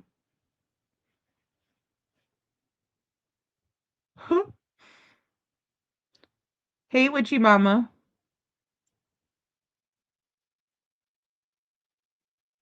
May have to analyze some statements for leakage. I'm confused. Yeah, there's a lot of leakage. A lot of leakage going on, Sasha, for sure. For sure, for sure. And that's what I'll be working on too tonight. That's why I want to kind of do like a middle, like an early, show before so that way I can get some of these statements up. But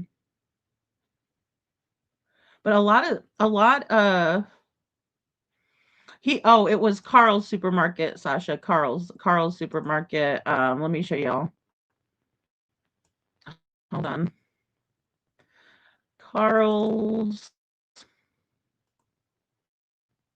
Woo. Oh, I went too far down the street. Oh, no. I don't want to go this way. Where are you taking me? Oh my gosh, this thing acts like a butt. All right, hold on. Oh, I swear, you guys see me clicking over here and it's bringing me down the street.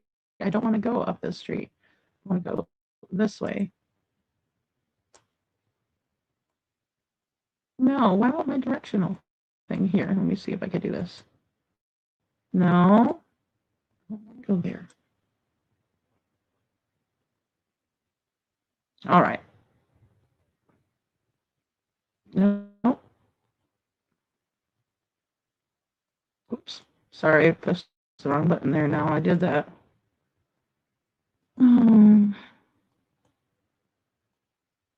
This is quite annoying. All right. Where's my little guy at? Oh. I think we've showed these photos before, but I'll show you guys one more time really quick just because it's not letting me do that other thing. Maybe it'll reset. But again, see all the cameras? Cameras all down the lane. I'm assuming they'd have one near the register, which it looks like they just have them all over. And then they're down the meat aisle. Cameras. And I mean, this is from 2017, guys. Won't show the little man. Camera. I think that's a camera. So yeah, you know. Oh, look, and there's the street I can't get off of. Maybe that's me. But yeah. So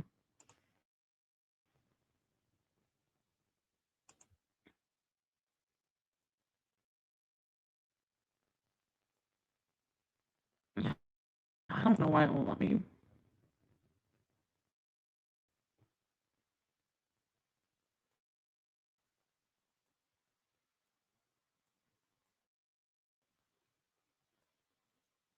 I don't know. It won't let me get a close up of Carl's, and maybe it's because of this case. I have no idea. Or maybe it's a user error. So you like it when JoJo he was drunk and obnoxious? That's funny, Joe. No, my daughter used to like to watch that show, so I'd watch it.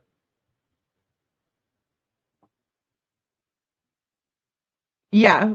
Yeah. No, yeah, it's Carl's. Yeah, Carl's. Yeah, Carl's Supermarket in Lake Odessa. And then the laundromat is right by there. Oh, sorry, I gotta put Lego. Laundry. Oh, no, not liquid. Sorry, I clicked the wrong one.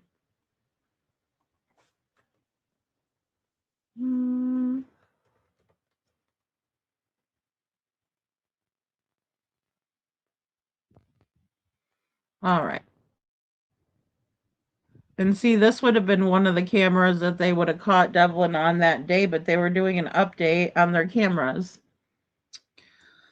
So that's kind of poopy. But this is where Devlin spent some time, charging his phone. There's also like a little seating area in there. 24 hours, guys. So, Devlin also was alleged to have slept at this laundromat.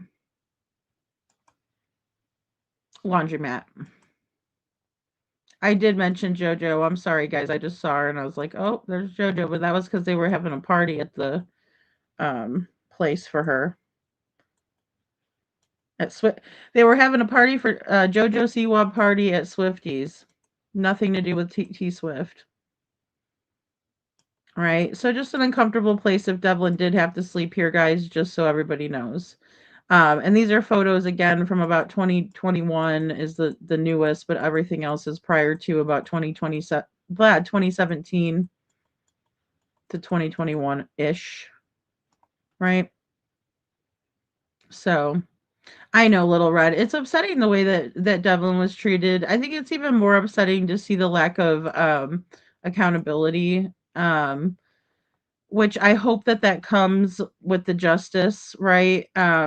Or if anything, like I said, the best case scenario would be that Devlin's just hiding out because of the way he was treated, type of a thing. So, but yeah. So maybe this will let us go here. Oh, it did this to me the last time. Oh, yuck. I don't know why it did this, guys. It did this to me the last time. I want to get out of here. Okay, we're just gonna click off of that for a minute. Whoa, okay. All right, big lady freedom in your face. All right, there we go. Okay. Hi, there we have it.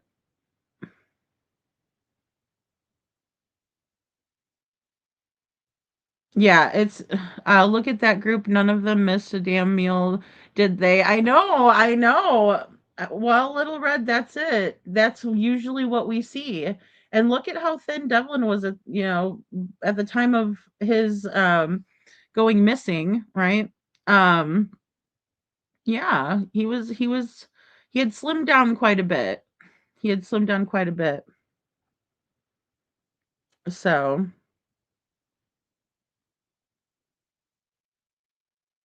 and her, I haven't talked about Discord. It's been mostly Devlin. Yeah, yeah. Yeah, we just pretty much, I mean, we've mostly covered Devlin since about the 5-month mark. So, because this is where I made this thumbnail. That's why I just put my face here, because that way I don't have to show that it says 5 months on it. It's open all night. Yeah, it's 24 hours, Sasha. Yeah. And then another thing that I wanted to confirm as well, that I know that there was a lot of speculation on and things of that nature, but it does appear that there was a pillow and a blanket found in the grandstand area of the fairgrounds. So let me see here. Um, and I know I've showed you guys this before, of the grandstand area. Here, let me just put fairgrounds.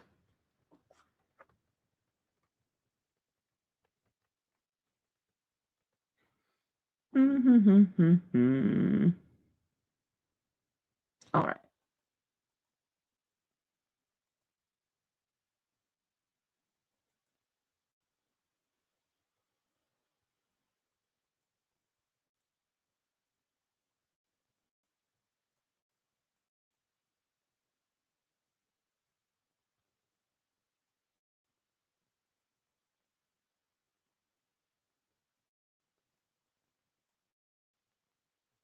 Sorry about that, guys. Give me 1 second to just share this again.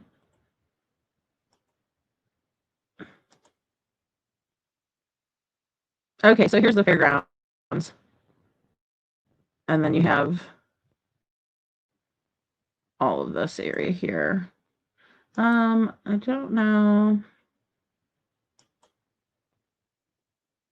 Yeah, okay, there we go. I want to make sure I was actually on the right spot.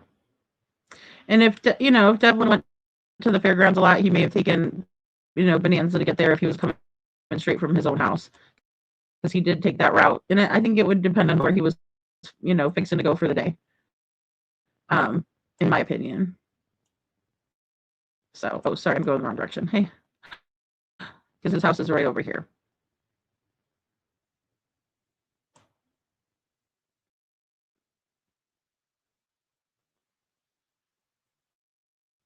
There we go.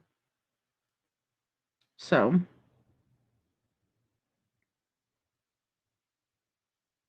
yeah, pretty much, Holly, pretty much. Um, I know, I know. I don't know how many of the cameras were worthless. I know, I have no idea. Bright lights, loud machines, people coming in and out, no place to sleep. I know. And there was like chairs. There was like an area with like you know, like the plastic chairs with the metal bottoms, right? The metal legs or whatever.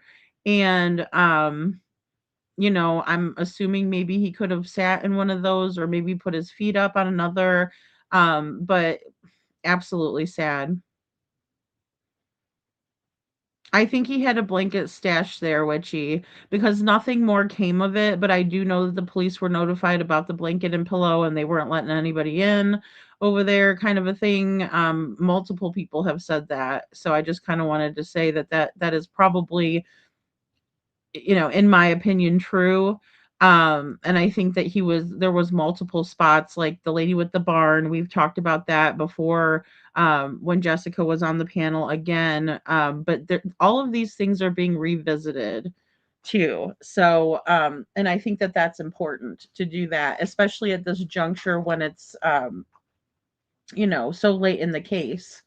Um, and then whatever pressure was put on, whether it was the pressure that I had put on, the case on November 22nd, 2025, or whether it was the recent pressure, whichever one it is, someone went in and deleted some posts. And that's all I know for sure.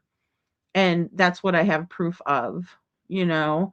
Um, Yeah, Cece, and like I said, just the, mental anguish that the family has caused, um, since I've been involved with speaking with them, I can't imagine what Devlin went through living with them. I could never, I don't, I could never wish that upon anybody, or even fully understand what he went through. And to me, there's just no one that in their right mind thinks that he was not abused, besides the people who were abusing him. But of course they're going to say that. Was that the laundromat? That's nice. Yeah, yeah, that was the laundromat. That's actually Laco Laundry, Holly. um and like I said, the lady Piper made a visit there, so you could actually see those chairs. You can't see them in those photos, but I've seen where there's like a sitting area, and that's my best guess as to where he would have been able to ever, like, even remotely sleep, right? Because, no offense, but the floors are very dirty. It's a very weathered building. It's old. It's dirty. No offense. Please, don't come for me or whatever because I called your place dirty. It just is. No, it's unmanned. No one's working there. It probably gets cleaned, once in a while, even though it's a 24-hour place.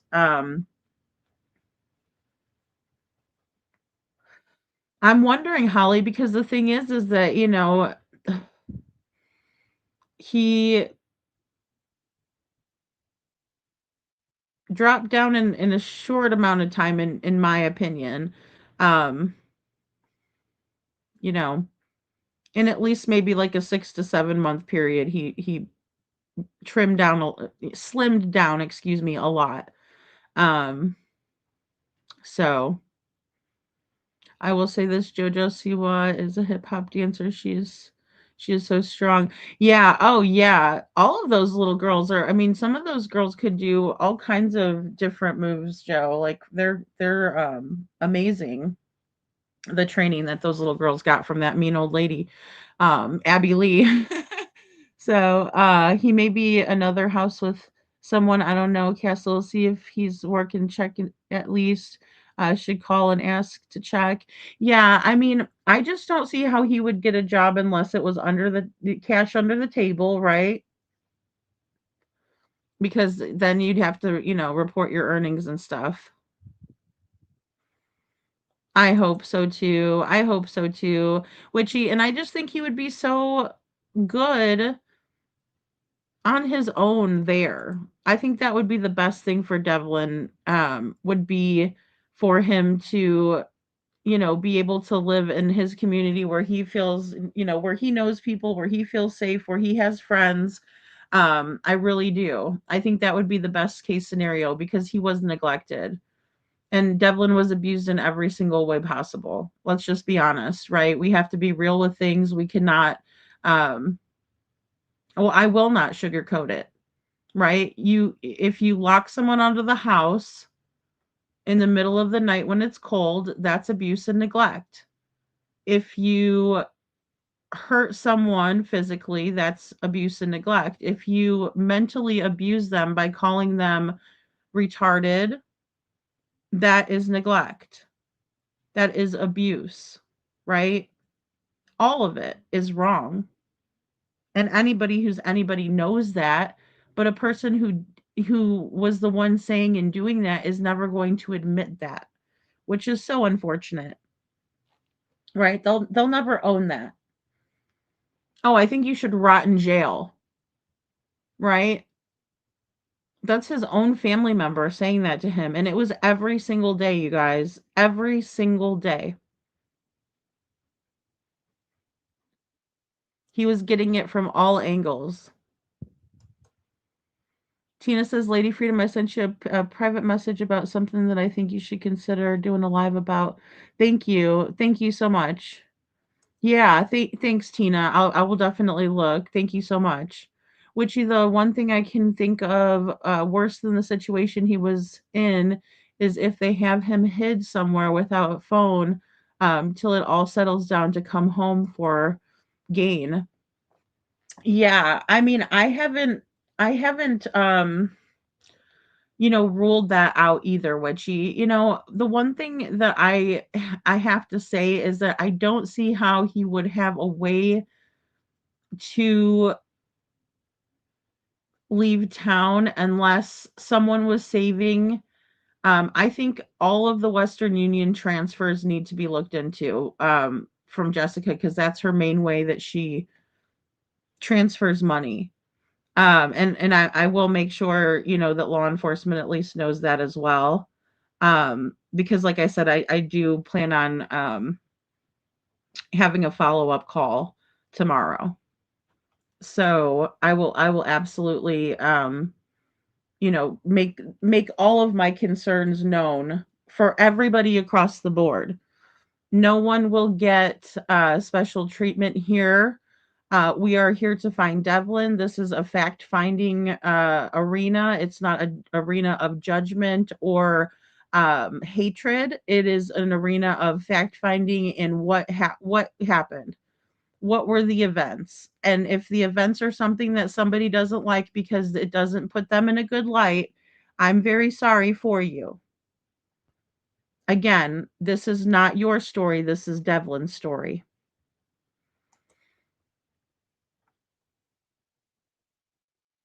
Yeah, so Sasha, he did lose his benefits when he turned 18. He just needed to reapply.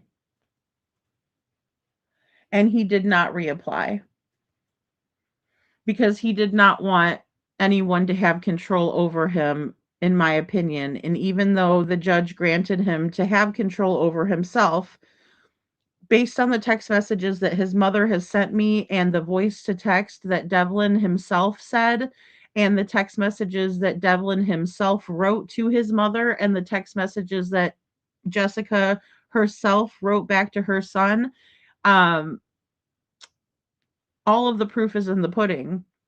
He didn't want to be on a phone call where Tamara was there over his shoulder, rubbernecking him. Hi, Linda. Right?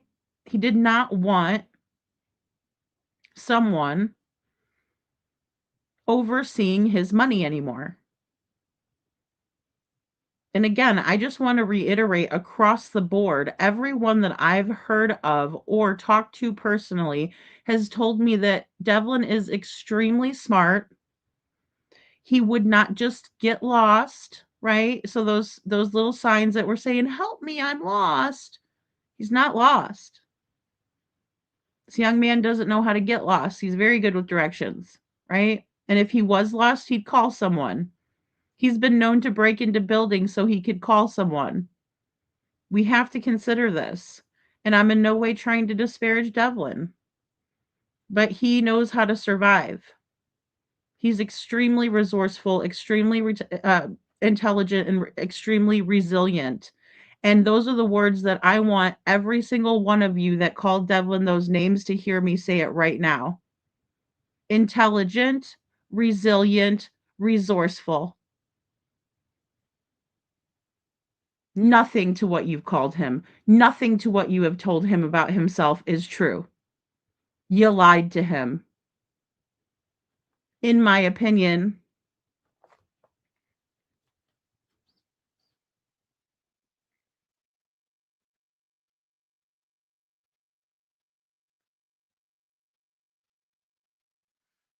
Yeah, Sasha. Let me see if I can't find that.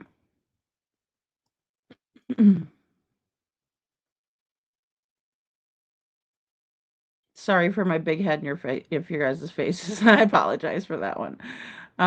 It just does that for some reason anytime I click off of it. Um,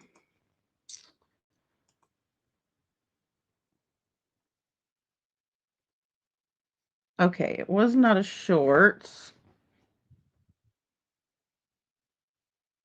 All right, I'm just gonna make sure I can find it here on my videos.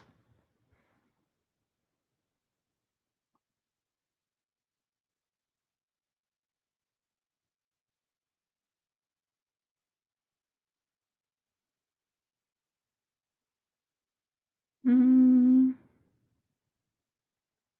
All right, just bear with me, guys. Sorry about that. Because I don't think it came into a short. It just depends on the format and how long it is that I can put it into a short. Um, and it might even be on a playlist. I did put a playlist together for Devlin in order for us to be able to keep everything kind of in a central location, but I've also added a lot to that. Just in case somebody wanted to watch, what we put out already.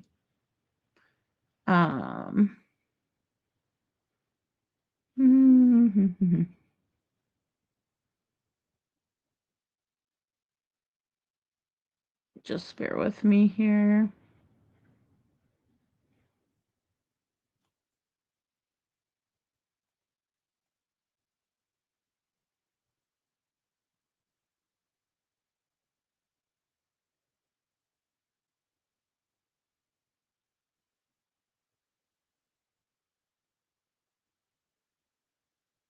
All right. You know what? I will show you guys this one while I look for the other one. Just bear with me so that way you guys aren't having dead air. I hate that. I'm sure you guys don't appreciate it either. So here we go. Without further ado, let's do this. And let me make it big for you.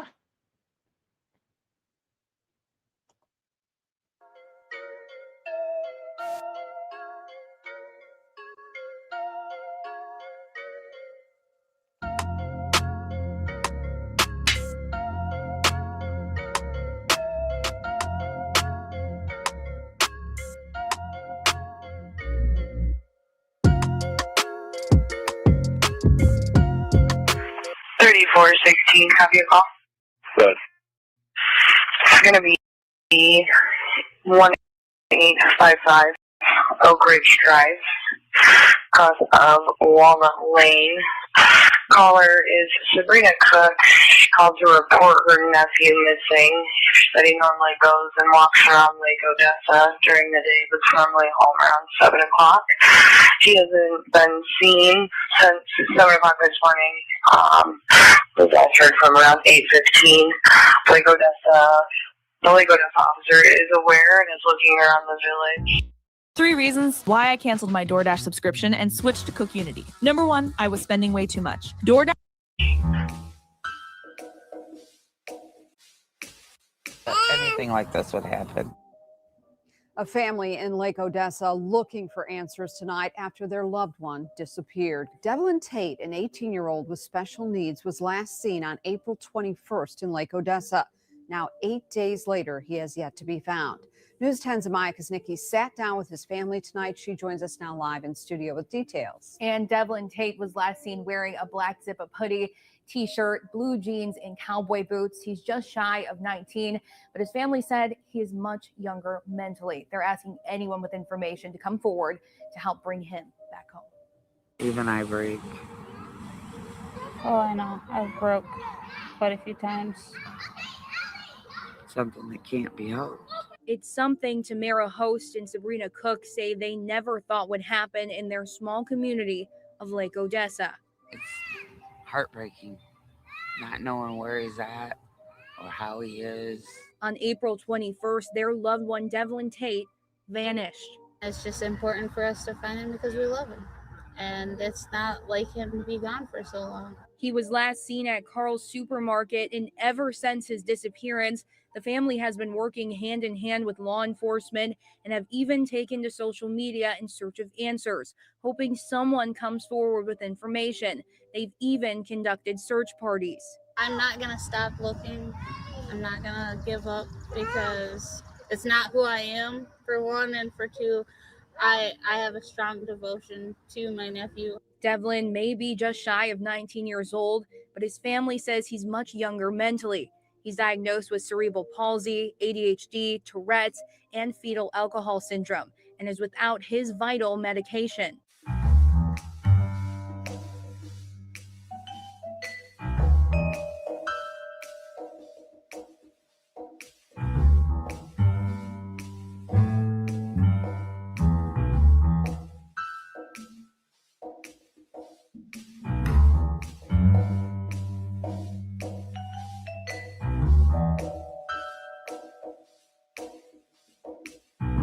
Somebody out there has to know something, and they're just not coming forward.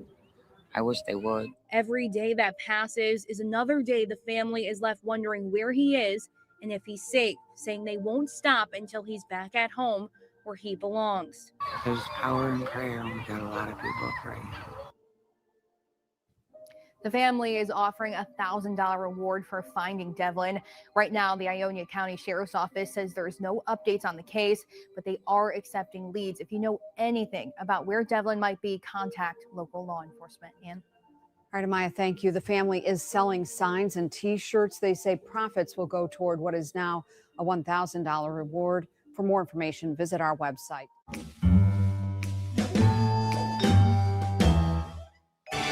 A family in Lake Odessa is searching for answers tonight after their loved one vanished over a week ago. The county sheriff's office there says 18-year-old Devlin Tait went missing on April 21st. Devlin's family, you say they're holding out hope that he'll become home safe and unharmed. He's never been gone this long. It's been over a week since 18-year-old Devlin Tait went missing in Lake Odessa. Just a lot of frustration, not knowing where he's at, if he's okay or not. With nothing but questions, Devlin's family say it's been a difficult 9 days, not knowing where he is or if he's safe. I feel lost. Yeah. Frustrated that we don't have anything. Devlin is a familiar face here in downtown Lake Odessa, where he would spend a lot of his time. His family says his last known location was at Carl's Market here downtown. That was back on April 21st, and he hasn't been seen since. He bought some groceries while he was there, and there hasn't been any activity on his bridge card since. Devlin's aunt Sabrina describing April 21st as a normal day. She says she did not notice anything out of the ordinary with his behavior, making the disappearance even more confusing. We never suspected anything. He's normally home by anywhere between 6 and 8 o'clock. And when he wasn't, I started calling him. Went straight to voicemail. And when 10 o'clock hit, when his curfew was he was supposed to be home and he wasn't home, I came searching. 3416, copy a call. Good. It's going to be 1855 Oak Ridge Drive, across of Walnut Lane. Caller is Sabrina Cook. She called to report her nephew missing. She said he normally goes and walks around Lake Odessa during the day, but normally home around 7 o'clock. He hasn't been seen since 7 o'clock this morning. Was I heard from around 8:15. The Lake Odessa officer is aware and is looking around the village. But if you could check the area as well. Okay. Also be advised, the aunt had said that he's got a friend, Joni Sowers, who lives in a trailer park. There's a possible address for her in the notes as well. Okay. 2232 6436, your status? Security. Clearance is pending, 2232. 22 from Central. Go ahead. I ran her collar. She's got a couple of pair bonds out of Ivy County. 2232. And guys, I just put a little disclaimer in here. I know this is part of the scanner call, but there were multiple calls being called in at the same time. So Sabrina says she's never been in trouble. I'm not sure if this is part of the scanner audio that was a different piece to a different call, even though they are referring to a female caller who has two pure bonds out of Ivy County or wherever they were from.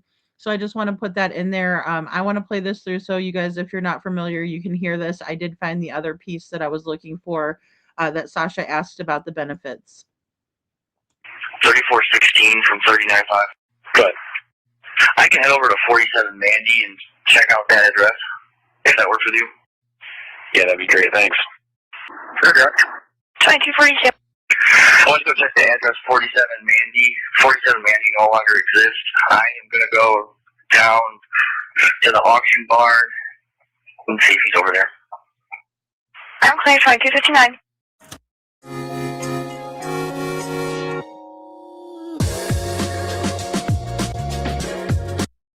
From 3416.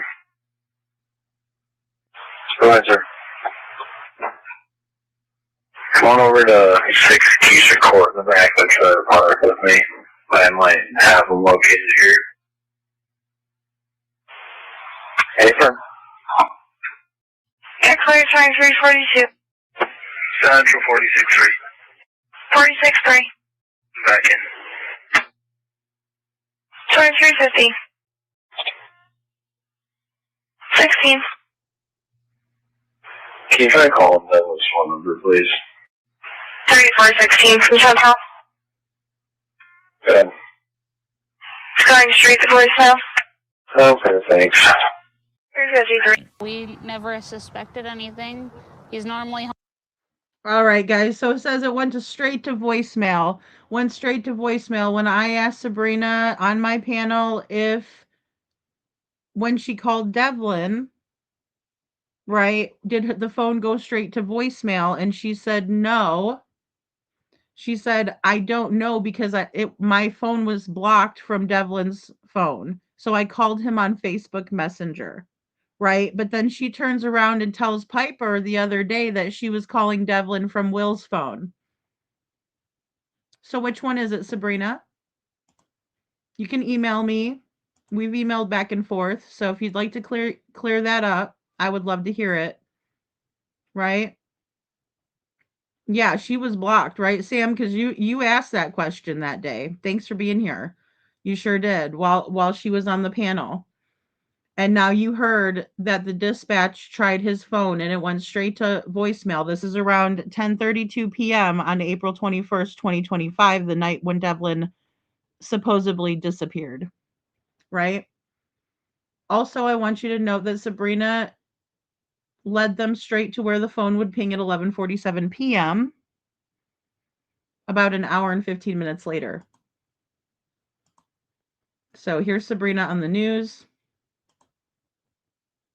3416 from Town Hall. Good.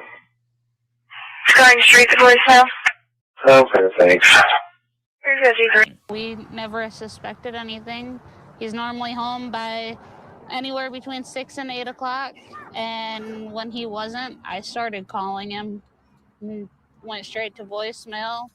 And when 10 o'clock hit, when his curfew was he was supposed to be home and he wasn't home, I came searching. His family says he's diagnosed with cerebral palsy, autism, Tourette's, and fetal alcohol syndrome. And then also, I just wanted to be known because it was brought to my attention that Tamara was saying that Matt never said that the chair was taken to the dump. He did say that in my chat, and I have proof of that. And this is what it looks like. Matthew Tait, made that comment. Well, and for intents and purposes for this, Matthew Tait made a comment saying that around 7:30 he got a hold of Jessica, right? So that was 7:30 Michigan time. Jessica's time, it would have been 3 hours before that. And that's been corroborated. So, There's Matthew saying that. With cerebral palsy, autism, Tourette's, and fetal alcohol syndrome, and is without his necessary medication. But their love and determination to bring him home has not stopped, turning to law enforcement, social media, and the community for help, holding out hope for a positive conclusion. We're hoping and praying that anyone with any information at all that'll lead to his whereabouts will let us know, that they'll get a hold of us. My gut hurts every time I think. I try not to think of every possibility that could be happening or that where he could be, and it makes my gut hurt. In Lake Odessa, Adriana Doria, News 8. All right, tonight, Cece. the family of a missing Lake Odessa teenager is hoping someone knows where he is. Devlin Tait was last seen April 21st on surveillance video at Carl's Market downtown. Yeah, Devlin's family says his disappearance has been a complete shock, and they're hoping someone can help bring him home. Heartbreaking and gut-wrenching. That's how 18-year-old Devlin Tait's family describes the past week and a half. Our family is going through a living hell that I wouldn't wish on nobody. It was supposed to be just another Monday. Devlin, a routine walker, left home for a trip to the store, but this time he never returned. I didn't think anything of it really until like 10 o'clock hit, and then I was like super worried, especially when I went to places and couldn't find him. Then my heart just sank. Sabrina Cook says her nephew was last seen the morning of April 21st on surveillance video at Carl's Market in downtown Lake Odessa. He's 6 feet tall, weighs 170 pounds, and was wearing a black sweatshirt, white t-shirt, jeans, and cowboy boots. He's got a goofy personality, brown hair. You know what's funny too, Sam, is that, it's always a normal and ordinary day when they're talking to the news anchor, when they're talking to the police, but when they start talking on these streets, it's a whole nother story, right? Because didn't she tell us, Sabrina herself told us that it was very abnormal for Devlin to have left the house without having a quote, not a pissing match, sorry, that was Tamara that said that, that he would go on rampages. And that's a direct quote, because I didn't twist your words, Sabrina. I did not twist your words, dear.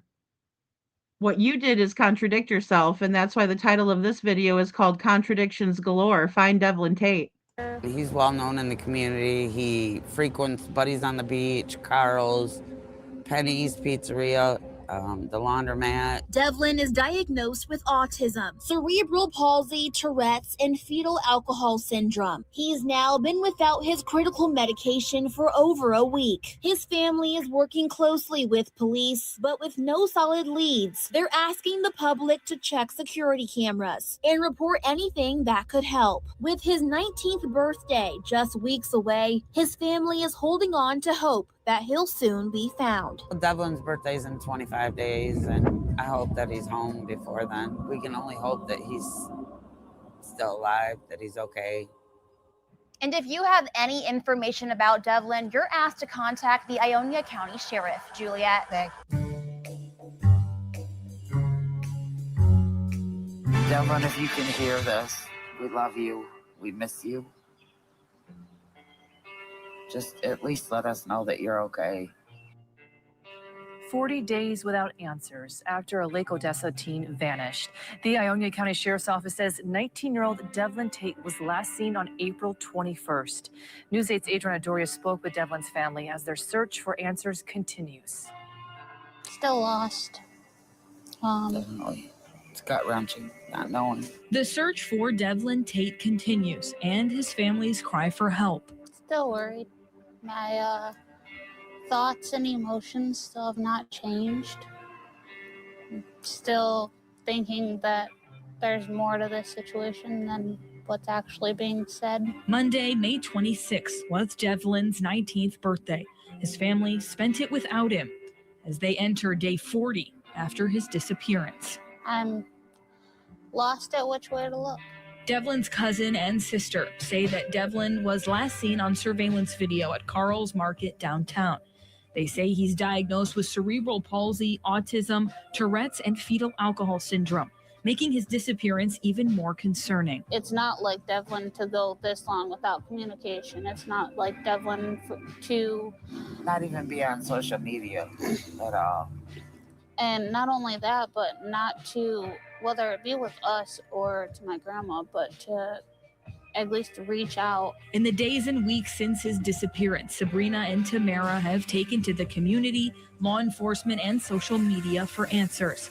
They have fundraised enough money to offer a $6,000 reward for anyone who helps bring him home. Devlin, if you can hear this, we love you. We miss you. Just at least let us know that you're okay. Sabrina says as the time goes by, it's been hard to move on, not knowing if Devlin is safe and okay. So I start 2 jobs this week, and I feel like I'm doing wrong because I feel like I'm moving on with my life without him.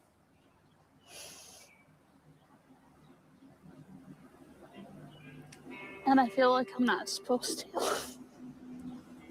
All right, guys. Okay. All right. You know what? And I know people are going to be pissed at me. I know I'm going to bear the brunt for this, but please read Sabrina's post from her Facebook that says she's living her best life one day at a time. Right. So what a crock of crap. Come on now. That is the silliest thing I've ever seen to do that crap. Right. As if no one's going to notice. You got to be smarter than a 5th grader, Sabrina. Fake cry cue. Nutcracker Magical Christmas Ballet returns to Fort Myers. Oh wait, this the is a better holidays are about family, tradition, and memories. So now they are holding out hope for a positive outcome, hoping to see Devlin home again soon. Keep hoping that he'll knock on the door.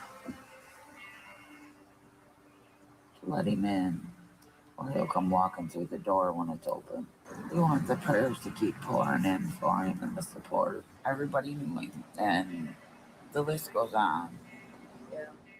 And we all miss him. It's been over a month since a Lake Odessa teenager went missing, and still no answers for the family. Devlin Tait turned 19 Monday. His family said it was a difficult day without him. The Ionia County Sheriff's Office says that Devlin was last seen April 21st. He was seen on surveillance video at Carl's Market in Lake Odessa. Since his disappearance, Devlin's family continues to search and fundraise to bring him home. They're offering a $6,000 reward. The Ionia County Sheriff's Office says they're following all leads they get and are concerned for Devlin's well-being. Now it's day 40 without Devlin, and they're hoping that someone comes forward with information. It's just hard. It really is. Somebody knows something and nobody's giving anything up. And obviously somebody knew, somebody's talked to him, somebody's seen him, helped him, something. I agree with her there. Somebody knows something. Devlin is 6 feet tall and about 170 pounds. Anyone with information about his whereabouts is asked to contact the Sheriff's Office or Silent Observer.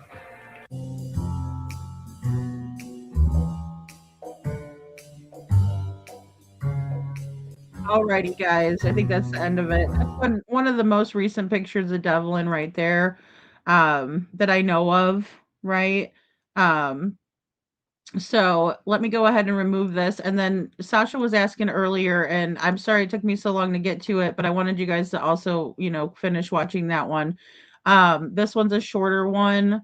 And let me go here. That's a shame about Rob Reiner, isn't it? My Lord, that is horrible. All right, so I hope you can all see this. Let me get back here. Okay, so this is also a video that I did a while back, right? Now this is, not about Sebastian necessarily. The beginning is going to be about Devlin, and I want to show you these as we present them. So let me do this. Let me mute it down. There we go. Okay, so I'm muted. Yeah.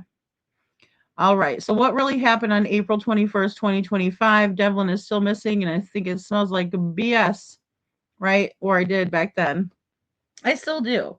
Just happy about today's events.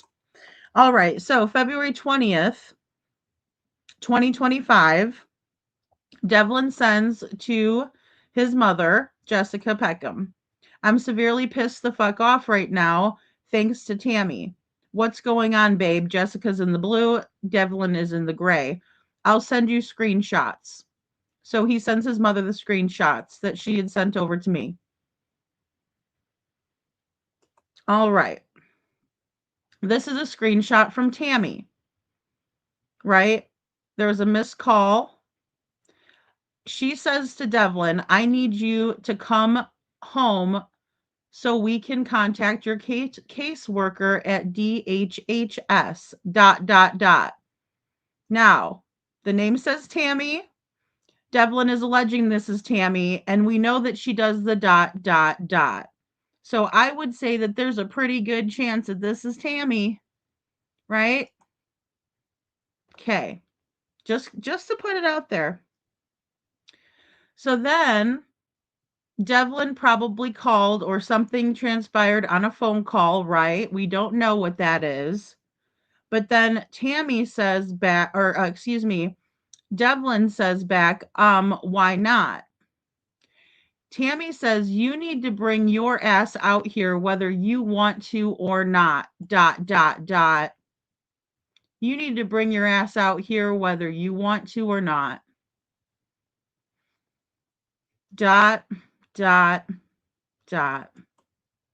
Then she says, your caseworker just called for you and she will be calling back at 2 p.m. You better be here, ... Right? And he says, you don't order me around like that. If you want me to come out there, you ask, you don't order me around. Bam, Devlin. Good job, Devlin. Perfectly said. I couldn't have said it better myself. You damn right. You don't order me around like that. And if you want me to come out there, you ask me, right? You don't order me around. Perfectly said. If you don't bring your ass, this is Tammy. If you don't bring your ass out here, I will kick it right out the door when you do come back, ... I told you you need to be here at 2 p.m. for a phone call from your caseworker and you better be here or else. Or else what? You going to run him over in your wheelchair? Allegedly, in my opinion. Or else what?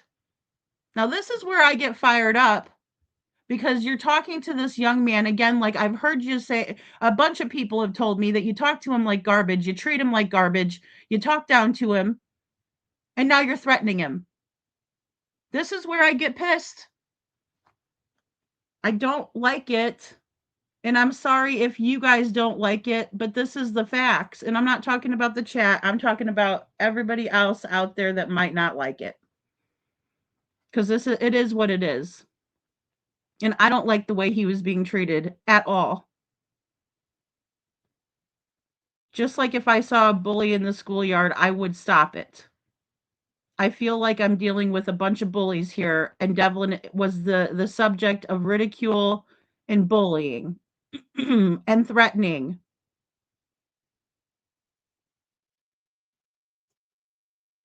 Right. March 30th, 2025. Devlin went missing on April 21st, 2025. So this is a month prior. Right? There's a Facebook post that was sent over. This is the Devlin Lee Hatfield Tait page where the posts were deleted. Right? Again, we're re-examining this. I love you too, baby. Are you safe? Was there any major damage anywhere near you today? I've been extremely worried and stressed over you. Says his mother to Devlin. Devlin writes back, there was trees down on M43 and somebody lost their boat that was just put in the lake this morning. But are you all good? She says to him, and he says yes. Okay. So pretty normal. Here's Devlin's chore chart. This was sent to me from Jessica. Jessica shared this with me because it was shared to her by Sabrina. Sabrina admitted on my panel that she was the one that made this chore chart. So let's examine the chore chart. Devlin's routine, right, is to feed the animals Monday, Wednesday, Friday, garbage Saturday, Tuesday, Thursday, dishes Monday, Friday, chores before leaving. She adds that to there, right? He also is to clean the litter box Monday, Wednesday, Friday, and Sunday. He's to vacuum on Saturday, sweep on Tuesday, cleaning daily 2 hours, filling up the water jugs as needed, before or after leaving, up before 9:30 a.m., in bed by 10 p.m. The afternoon medications are at 3:30 p.m. and the bedtime medication is at 8 p.m. Change your clothes daily. Okay. And then Sabrina's made up a bunch of stories about the water, about how it wasn't off. It was absolutely off, in my opinion. It's been corroborated from several different sources, even ones who want to call me a liar. Right? But the fact of the matter is that the water was shut off because the pump was having issues, and that was expressed by Sabrina herself. So since no one wants to be 100% truthful and I must read between the lines, that is the conclusion that I've come to. In my opinion, there was no water and they were filling up the water jugs as needed. PRN. Right? All right. So moving right along. Sorry, guys, I left this up here a little bit longer than normal. All right. This is from this is more text correspondence, right? This is how I like to see text correspondence as it comes in the bubbles, the actual text message. Even though I have some more correspondence that I would like to share with y'all too. But I don't know how true it is just yet. All right, so Sabrina made that list. Mind you, none of those animals belong to Devlin. They belong to Tammy. This is from Jessica. Going through old messages from Devlin and came across that, right? So I added this in to what Jessica wanted to show with the chores list, right? And so none of the animals belong to Devlin. Sabrina also said on my live stream, right, that she was being paid to take care of Tammy through the state, even though she was being paid through the state to take care of Tammy and clean her house and whatnot, because that's part of giving these people the care that they require. She pushed the chores onto Devlin. And you can see that in the chores list. Okay? Allegedly, in my opinion. Call me right now, ASAP. I can't be on the phone right now. What's going on, babe? Going around with Bean, Will, and Tammy. Why would Will be interested in Devlin's payments? Why would he be going rounds with Bean, who is Sabrina? Aunt Bean, or Bean, is Sabrina. Will and Tammy. Why would Will be in that conversation? One would have to ask themselves. This is from Wednesday, April 9th. Devlin says to his mother, hey, I have a question for you. What did you say when Sabrina talked to you about the adult guardianship on April 9th? For everyone who is in the nosebleed section and who didn't see this video before, this is Wednesday, April 9th at 6:03 p.m. Michigan time. Or excuse me, 6:03 p.m. Arizona time, which would make it 9 o'clock during April, I do declare. Okay? So, so everybody knows this, because this is coming from Jessica's phone, so the times are going to change to, whoopsie daisy.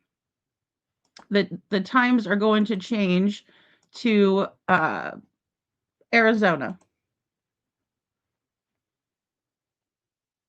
Wednesday, April 9th, Devlin's own voice and words. Let me play this. Did you say when Sabrina talked to you about the adult guardianship ? And when I asked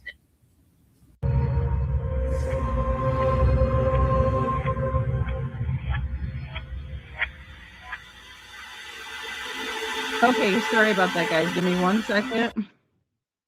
Let me go back there again because Devlin's very soft-spoken. I want to make sure that you guys get this.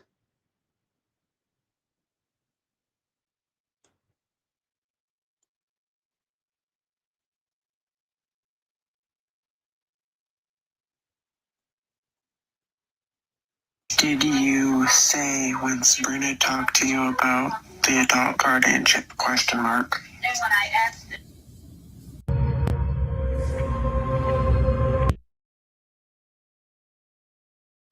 All right, guys. So, did you say when Sabrina talked to you about the adult guardianship question mark, right? And this is the transcript. This is all of this, right? Just so everybody knows that this is where I'm getting my information from.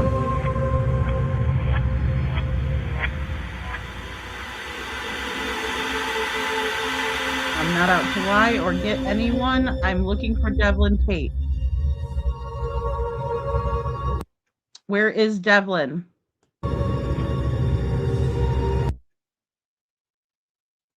Okay, so this goes into Sebastian and the phone in his pocket. No, he shouldn't have had to been dealing with this.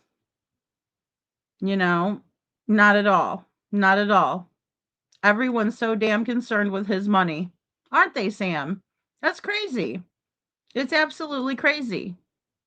You know? It's absolutely bonkers that they're worried about that, especially Will, because he didn't come into the picture until recently, right? Before Devlin went missing. So why is he concerned with Devlin's money? Because he's with Sabrina, right? And allegedly he doesn't work. Allegedly, in my opinion. Right? So he goes to pick up sticks with Sabrina. That's why he's worried about getting a big payout, perhaps. Now, it's something to consider. Does it make them somebody who would commit red rum? Not necessarily. Money is one of the oldest motives in the book, though. So I'm not going to not consider it. You know, they were still trying to get money out of him, and they still are, in my opinion, Holly. I absolutely agree with that, hands down, 100%. That goes for his mother too, because of the recent antics, self-sabotage, type of a thing. So, in my opinion, they used this poor kid to their advantage, and when he didn't comply, they turned into bullies, which is 99.999% of the time. Yeah, in my opinion, I agree with that, Chuchi. And then on top of it, they couldn't, not do that to him when he's missing. So of course they started raising a bunch of money at first, and they weren't even looking for him. In my opinion.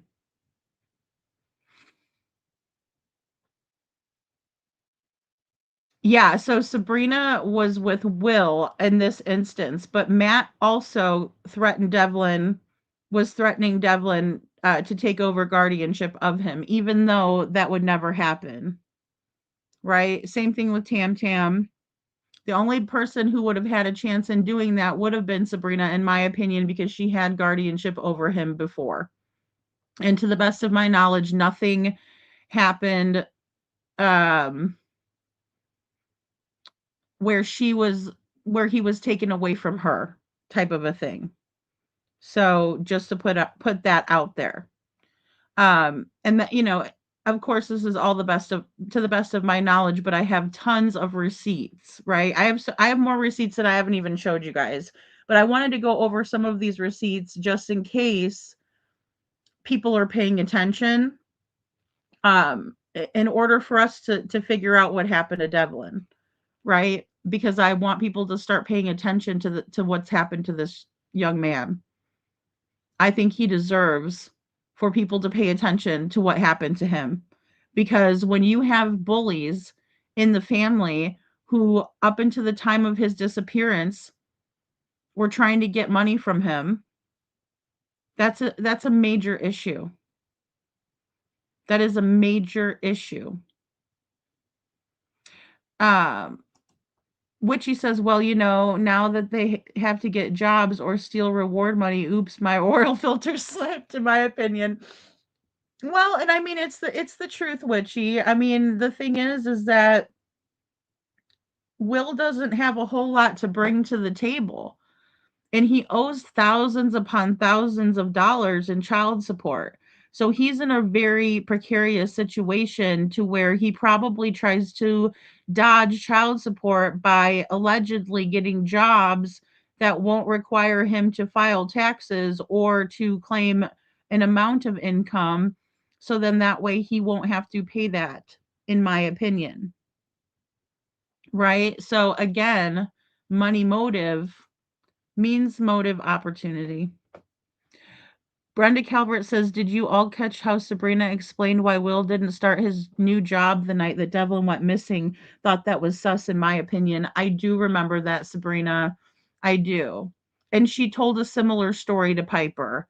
So what was said was that Will was supposed to be starting a new job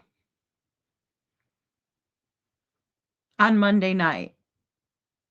He went to the odd job with Sabrina in Sunfield and did some yard work for a lady, some woman in Sunfield, and reportedly, allegedly, according to Sabrina, they got back around 2 or 2:30 from that job.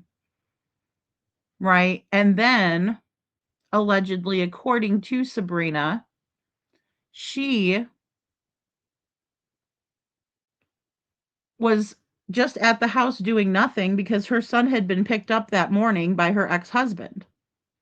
And then they were just waiting for him to start that other job. But then all of a sudden she got this weird spidey sense, in my opinion, allegedly, right? Because she says that she started worrying about Devlin around 6 o'clock in the evening. Right? But why would she be worried about him then? And then supposedly she had to borrow Will's truck, which I didn't even know Will had a truck. Right? And maybe it broke down. I don't know. According to everything I know, Sabrina drives a Bronco. Right? So she said she had to borrow Will's car and he wasn't able to work that job that night. So it's very suspicious. Highly suspicious. Chuchi says, in my opinion, they are all involved, but who made him disappear, in my opinion? Or excuse me, is my question, in my opinion. Yeah, I mean, it's a good question.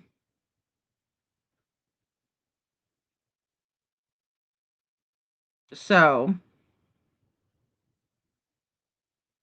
just hateful, rude, bunch of lies, you know. A job for cash, yeah, Little Red, yeah. And then he never did show up to that job, so he never started that job, which is very strange to me and suspicious. Also, don't forget that Will Hartman changed his Facebook status of where he was living to Kalamazoo a couple of weeks before Devlin went missing. Right? But he was in fact living with Tamara and Sabrina. They've all, stated that. They've all confirmed that. But his Facebook page says Kalamazoo. But he's actually living in Lansing with Sabrina. Right? So all things to be considered.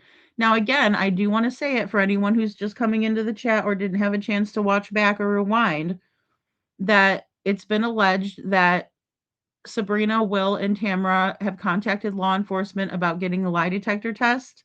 I think that would be a smart move on Jessica's part to do the same. Right? I think that would be a very smart move on her part. Because if you have nothing to hide, then you hide nothing. So, and Matt was supposedly on the phone with Devlin, the day that he went missing around 9 to 9:30, Little Red, and then John was supposed to be the one that took Devlin to court on Tuesday because he missed court because he went, he was reported missing and wasn't found. And John Tait, Matt's son, was supposed to be the one to take him to his court date on Tuesday. From what Brandon Orman told us yesterday, he said that John and Devlin were very close, and they were like kind of best buds, cousins, type of a thing, even though the family dynamic is a little screwy there, but they're about the same age and that they got along very well. That was not the case with Matt Tait. Matt and Devlin would go back and forth, go around, as Devlin would put it, or as Tamara would like to put it, they would have frequent pissing matches.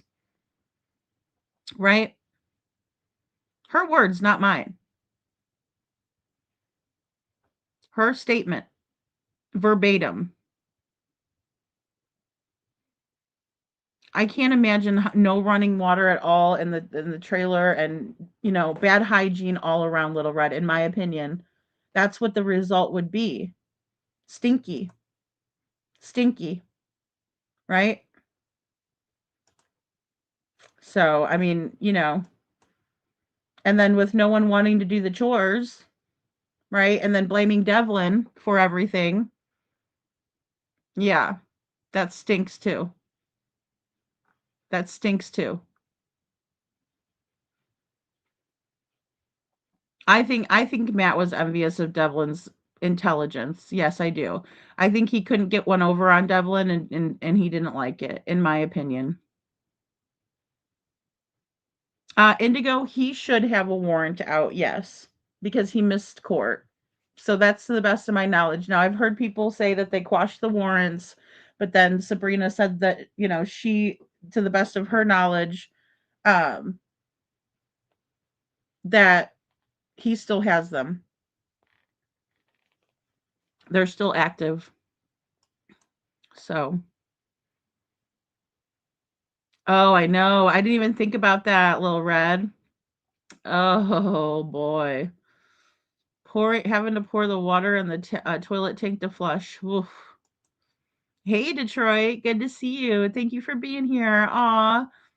Oh, I'm so glad you're here. My question is that if Sabrina was getting paid to take care of Tamara, who's taking care of her now? That's such a good question. Well, we showed concern for Tamara in the chat the one night, and we were asking about that, if she's okay, if she's being taken care of, and she said, I can take care of myself. And that's my best impression of Tamara, saying that she can take care of herself. Because apparently she can take care of herself, and I think that is a good thing. I hope that she's doing good. Like I said, I don't wish any hate on any of them. I really don't. I just want to find Devlin. I want to get to the bottom of this. It'd be much easier if people would be honest with me. We probably would have gotten a little further by now. But that's okay. The more that they talk to whoever they talk to, the more information we're gonna get. Just like poor Sebastian, Devlin was blamed and bullied. And again, to those who said that stuff to Sebastian, I would say he's intelligent, he's funny, and again, very resilient.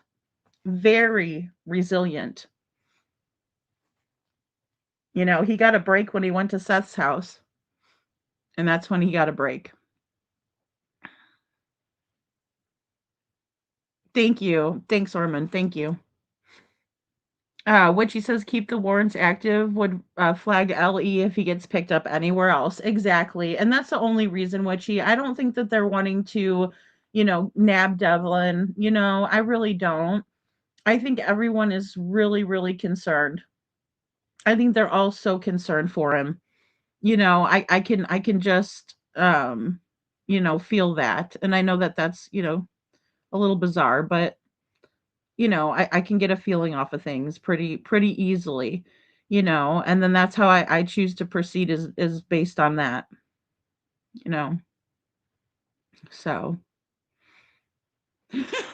Chuchi, you sent me that picture. I died when you said no neck Ed from 90 Day Fiance. When you sent that to me, I about fell out of my chair. Oh my god. Oh, that's too funny. Holly says yes. Oh my god. I'm just picturing the one that Chuchi sent me over. It was really, really funny. And there was a a striking resemblance because I've not watched that show very much. I mean, I know of it. Oh my gosh. That's too funny. That's too funny. You guys will have to Google it, y'all. I didn't have it loaded up. Um but yeah, and so all of these people were just, on Devlin's money. And then again, like I have to go back to my own experience with Jessica, and also the fact that I understand her living situation much better than I did originally, which I am not in any way, shape, or form bashing her living situation. I just know that there's not a room for Devlin there either. And Devlin was a grown man, and I think Devlin needed to be able to have his own space and his own, um, be responsible for his own self. And I think he would have done much better than having any of these people take him in or live with, have he go live with any of these people, in my opinion. And that's any, even the nice people that, wanted to take him in but couldn't. So I think he would have been better off by himself. And he could do it. I have every faith that he would be able to do it if he had a little studio apartment and it was just him, and he could have his girlfriend over or his friends over, and he had to keep his own space clean. I think a child with autism in the environment where he was living, in my opinion, it was probably so stressful for him living in the filth, in my opinion, right? Without knowing Devlin,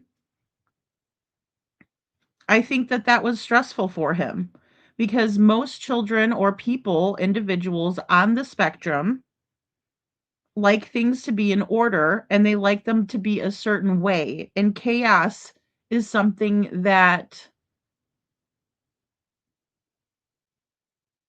stresses them out, right? Thank you. Thanks, Brandon. Thank you very much. Yes, the warrant is still active. It was issued on 7/8/25. Okay, wow.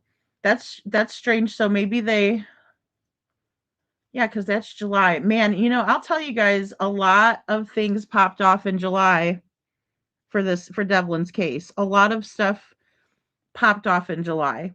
Like one was that Jessica's Google history and everything was being searched and investigated by the authorities. Hands down, I have the letter to prove it. No, I will not show it on the channel because that's just something that I'm assuming she sent to me in order for me to see the proof of it, right? I don't think I need to show that.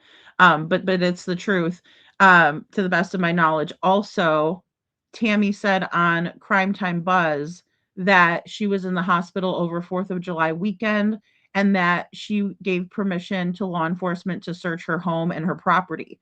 And I will tell you this as well. It's to the best of my knowledge that Tamara has always been open and honest and cooperative with law enforcement, and the same goes for Sabrina, as far as I know. Now, are they cooperating because they know that they have to? Or are they cooperating because they really don't know where Devlin is? One of them's true, one of them is not, right? Either they had involvement or they didn't, but I think it's important to note that and put credit where credit is due, and of course, getting the facts right is important because that way we know that, okay, so they have been cooperating. Yes, they have been. We see other cases where people have cooperated as well, and how that's gone too. And thank you, little Miss Sharon, so much for your super sticker. Thank you. So so glad they are active. They will pick him up if he's found. So glad. Yeah, absolutely. And like I said, I'm really hoping that this whoever deleted this from Facebook is exposed, not even through our efforts here, right? I mean, I think that's an important thing that maybe should stay under wraps, right? But I do want you guys to know about that in order for us to put this piece to the puzzle together that, someone has definitely either infiltrated Devlin's Facebook page or he himself has gone in there and made those changes. And I am praying that he was the one. I am just praying he was the one. Cheryl, I thought family did that for family and paid in out of love. Yeah, yeah, and a lot of people and let me see. I'm sorry, I might have missed something too. Cece, my daughter is in-law and got paid for taking care of her grandma for like 5 years. She was getting paid $3,000 a month. Oh, damn, Detroit. Wow. That's decent, Um so yeah, so I get what you're saying, Cece. Yeah, people do, and I did the same thing for my mom. I wasn't paid by the state or anything, but my father, he had very good insurance for my mother, and she was very well taken care of, and I did do it out of the. I was there as her daughter, taking care of her in her last 2 years. Um, didn't get paid a dime, but the state does have programs like that because most of the time people would rather have their family member than a nurse come in, so the state does give that option. um and if somebody has that kind of care and love for their family member, it can be a very beautiful thing to do. And then you can also do that and still get paid, because a lot of times it does. I was young when I did that though. Like I was young. I had plenty of energy. But I did work as well, and I had my daughter and my husband at the time. So Brenda says, didn't Jessica say she thought she could sign into his apps? Maybe remembering that wrong. So she said that she could get into the Bridge Card app, but Tammy had access to that too. And see, that's another thing that did stand out to me. So thank you for, reminding and remembering that. Because yeah, so they both claim to have access to Devlin's card and telling us no, he did not use it after, April 21st when he used it at Carl's. So I don't know what other apps that she would have. And look, if it wasn't Devlin who signed into his account and made these changes, or went into his account and made these changes, then it had to have been someone, and law enforcement will find you, whoever did this. Make no mistake about it. Law enforcement will find you, right? So in that regard, it will become known to law enforcement, and that's who needs to know it. We don't particularly need to know that, but law enforcement does. So, with that being said, they will know it. And if it was Jessica, I don't know why she would delete her own post, because keep in mind, 2 posts were deleted. One was the one on April 1st, 20 days before Devlin went missing, stating that he couldn't take it anymore, the bullying from Tamra, right? And the other post that was deleted was a post about Jessica that Devlin had dedicated a song to her. And it was deleted. So who deleted it? And why would Jessica do that? So if Jessica did that to make it look like Tammy and deleted the 2, she could have done that. Allegedly, in my opinion, that's a possibility. It's not a strong one, in my opinion, right? Because I have common sense. But whoever deleted the text about Tammy, it does make it look like maybe Tammy or Sabrina or someone was trying to delete that so no one looked at Tammy anymore, right? I'm not saying Tammy did it. I'm not saying Sabrina did it. I'm not saying Jessica did it, but somebody did it, and it will be found out very, very, very soon, in my opinion. Yeah, Chuchi. So I want to know how they got the pings from Devlin's phone. Wouldn't they need a warrant? Oh, that's a good question, Sam. I know it was taking them a little while to get the phone records, and so I'm assuming there would be. That's just my assumption, though. Um, hey, Monique Williams, good to see you. Piper reported on TikTok earlier the post was deleted. Yeah, I tried to get a hold of Piper and let her know so she could tell Jessica about the 2 deleted posts, right? Because there were 2 of them, Monique. One of them was a post about Jessica. And I did let her know that I contacted LE. So that way because so I told everyone that needed to know about this was notified, as soon as it was brought to my attention. So as soon as I found out about it, but the good thing is, Monique, is I have all of the posts. I have all of Devlin's posts from all of his social media accounts. So even though they wanted to delete them, I have them. I have them. And again, I just have to say that, it could have been Devlin. It really could have been him that deleted that, because everyone's talking to the family and everyone's talking to um his mom, right? And so maybe he wanted to delete those to take the heat off of someone. But I put those up. Those posts were alive and well on his Facebook page on November 22nd, 2025, because that's when I dropped them here. So I grabbed them off of there and then I dropped them here back in November. So I don't know if when Piper showed the one from April 1st, if they quick went over there and deleted them then, or if it was prior to that, because like I said, I've had them up over here since November. So that's why I was also wanting to reach out to Piper in case maybe she, just grabbed those off of there, because that means that it was even more recent. They were there yesterday. Interesting. So it was when she posted it that someone went into there and deleted them out. Because, yeah, girl, mine have been up since November 22nd. Yes, ma'am. So, wow. Thank you so much for letting me know. She said they were just deleted. Now, did she see the one about, I wonder if she saw the one about Jessica, because that stood out for me. And that's when I went to his page right away and I was like looking for the one from Jessica that he posted of her.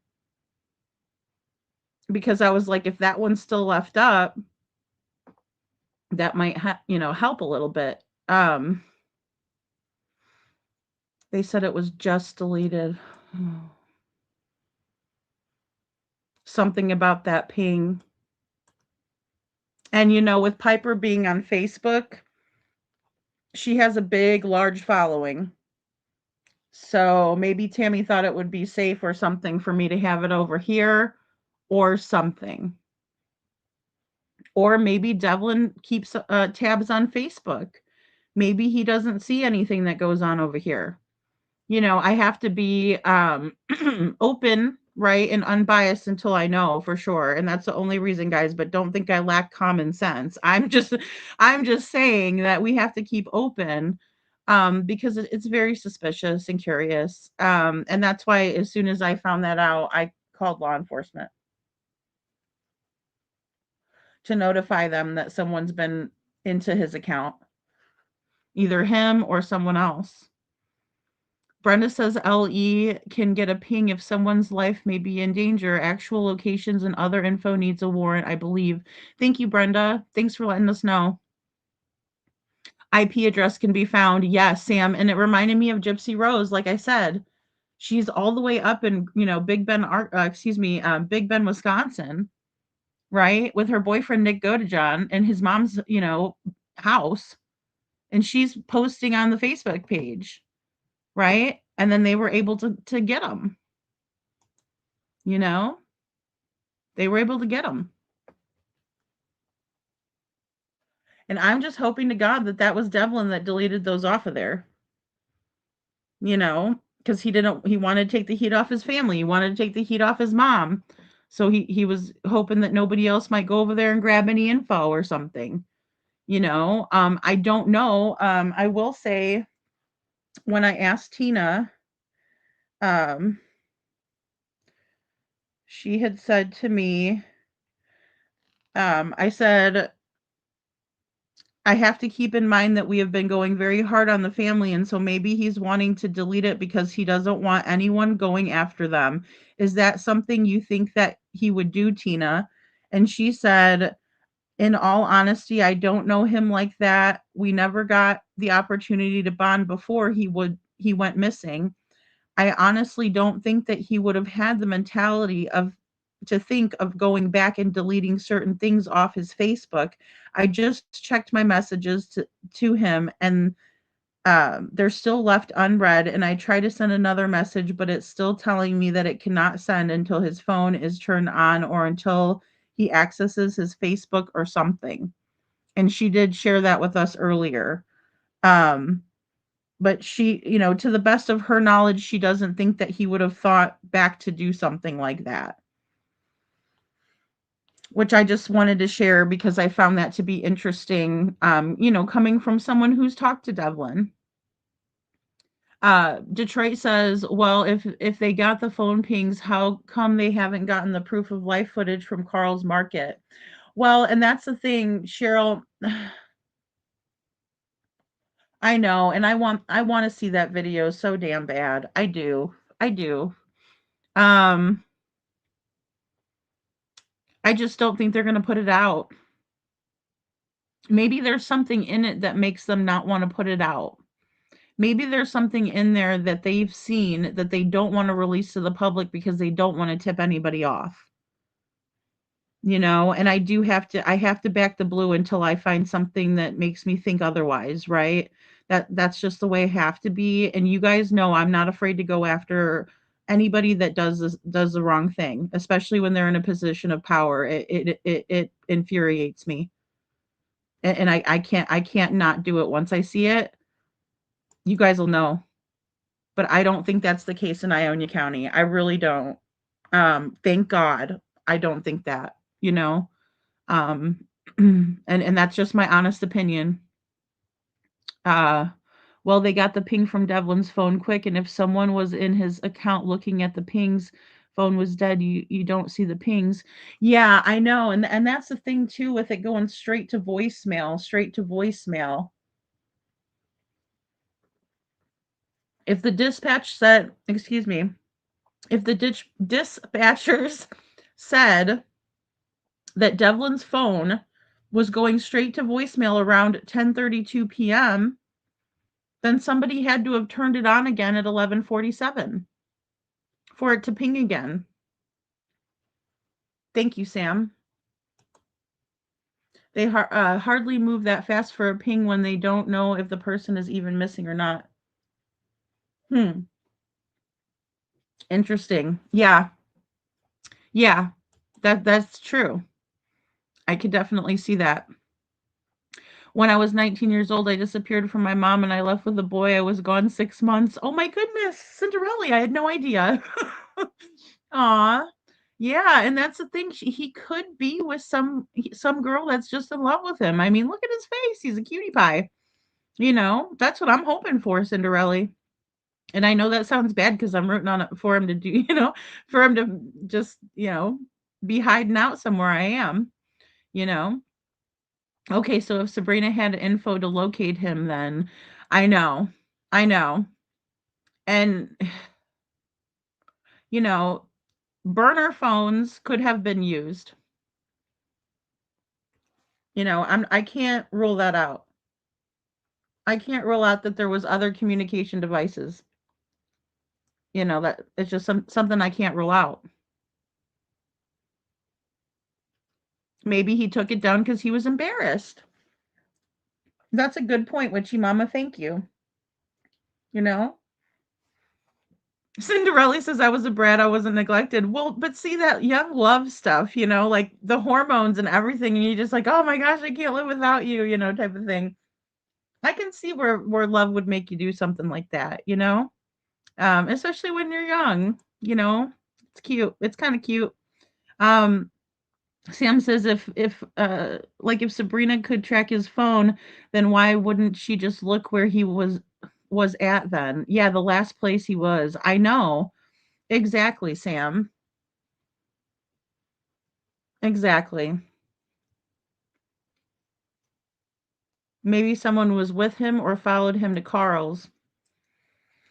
You know, maybe they have a video of a car or something pull up, or you know what I'm saying? Something. That's a good point, Brenda. It could be a lot of reasons why, but I wish they would show it, unless it's something that would, mess with the integrity of the investigation. And guys, it is still an ongoing and open investigation for Devlin. You know,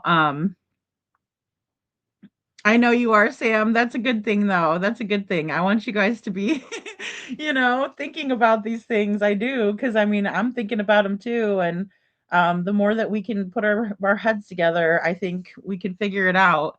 And something put pressure on the situation. And if they just now deleted those posts off of there, then that's exactly what we needed. You know, is the pressure either putting it on Devlin to delete it or putting it on whoever doesn't want people to see it. And that could be just that innocent, also just to kind of throw that out there as well. That maybe Tamara was embarrassed about it, right? Because I made quite the deal about it. As a matter of fact, I did a whole comparison about it. Right? So people have been well aware of this since November. So yeah, well it could very well be. And it could be, I mean, I don't know of anybody who would look. I'm not sure of anybody who looks enough like Devlin that who could pull it off though, Chuchi. That's my thing. Because I know if he put his hood up and stuff, but people just knew him so well. I think that's where I get stuck. Is that people like, oh yeah, I know Devlin. Like they know who he is, they know what he looks like, they know his mannerisms. He does have a different way about him. He's got his own unique way about him, is what I should say. Um, I think Devlin used their phone once or twice. Oh, and info stayed logged into their phones. Oh, I gotcha. That could have been too, Sam. Absolutely. So if he would have logged in through his Facebook, they could have had access to it that way. Yeah. Yeah. And the police will find out who was in it.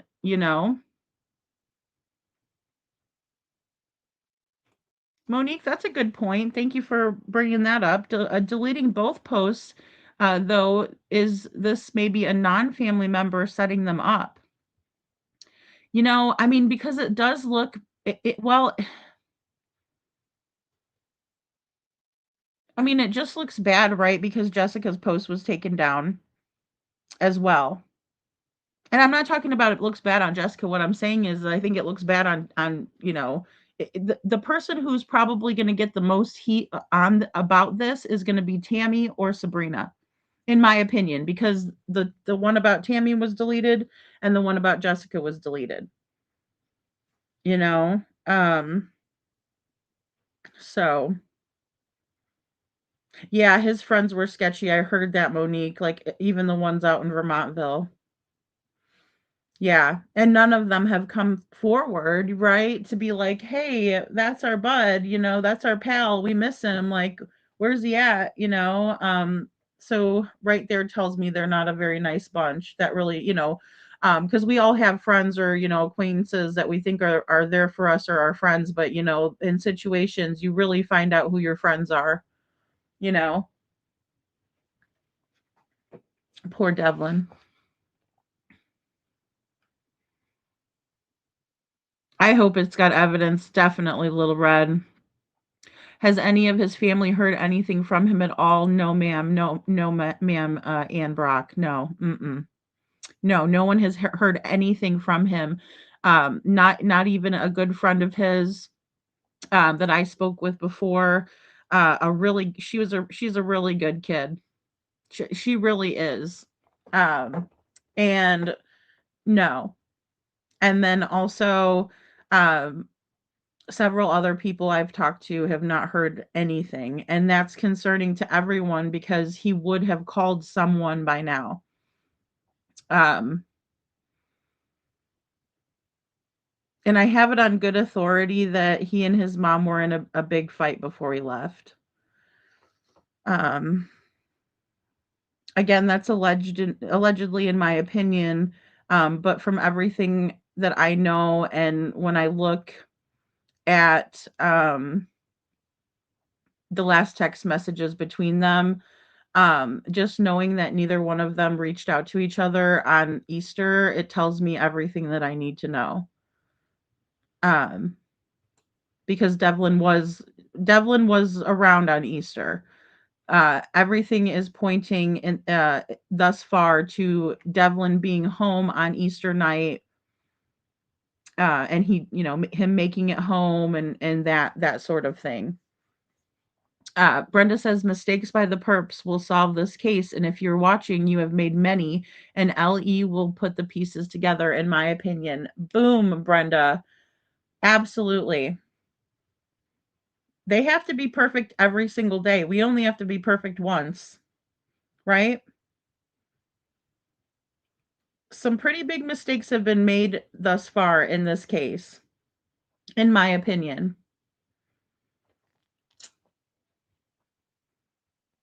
So how did they know what he bought to eat from Carl's? Um apparently um no one knows for sure, only that he bought food and drinks. And that was said by Matt, Tait in the beginning, Jessica. I don't want to misquote Tamara because I'm pretty sure she said in the chat the one night, but I want to make sure that I don't misquote anybody, but I do know Matt said that for sure. The non-family would have to have that info. And if his friends are sketchy, they wouldn't have a problem. I just don't know how, and I'll tell you, kids are smart. These young people are very tech savvy. How would they get info into his Facebook account? Or you have to have his password? Yeah, I mean, I don't know if they guessed the password, Detroit, and then also we talked a little bit about the what do I call it? I wrote it down because I thought about it before. Oh, two-step authentication process, right? So like typically, if I was to go to the Facebook and say, I forgot my password, then it would send me a notification to my phone with a code to put in so that Facebook knows, that it's actually me trying to access my own account.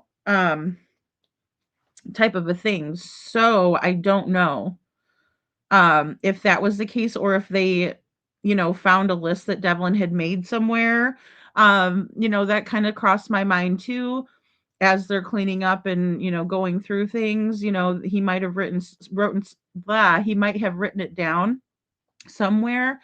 But here's the thing about Devlin is that he was able to remember phone numbers and things like that. And so if he had some sort of a numeric password that he came up with or something like that, it might have been a little bit more difficult and he wouldn't have had to write it down, right? Because he's just that good at remembering things. He's got a very good memory, in my opinion, from what I've heard about him. Chuchi says if he logged into, say, like Sabrina's phone, into his Facebook, left it open without logging out, they can get into his Facebook, in my opinion. Yeah, absolutely. Absolutely. Or if, they found somewhere where in their history Devlin had logged into the computer, something like that. Yeah. Yeah, they could have gotten access. And keep in mind, guys, that Devlin has several different accounts, Facebook accounts, right? One's Devlin Tait, one's Devlin Lee Hatfield Tait, one is Devlin. Um, I'll put him out in a video, but he has several. Little Red says, I'm not a fan of the misinformation created by us guessing. I know we speculate, but we have to speculate things that make sense. All the stuff in other cases cause a mess. In those cases, just a thought. Yeah, and I agree with that, Little Red. It's tough, right? Because I believe in free speech and I believe in opinions. I believe in the public, and I think we the people are very strong together. And I think that when we see an injustice, we all need to stand up for it. But I also think that it can be problematic, in terms of when speculation goes too far or when it's not well thought out or followed through upon. Right. Because I've seen tons of times in these cases where somebody will say, well, I think that, this and this and this happened. And it's like, okay, but then what happened next? And you have to follow through all the way with that theory and make sure that it's solid, right? And then as you find out new information, your theory will evolve. And there's nothing wrong with that. That's actually proper, in my opinion. Um, so it's been a circus, Little Red. That's the thing. It's been a circus. And I've talked about it here several times. If you guys think that Sebastian's case is bad, it's just that it's not going on. What's happened in Devlin's case has happened in Sebastian's case. It's the same thing, right? It's happening on Facebook. It's no different. This child has been exploited by local people. It's just like when I exposed Panda Bear's mom, aka Laura Cobb, aka Corn on the Cob. Right? Just like when I exposed her. And I will continue to do that if I think people are going to grift. That's why I exposed Jessica's actions as well. Because I'm not going to have my name on their fuckery. Right? So that's all there is to it. I'm not going to support going out to Michigan for any other reason besides to find Devlin.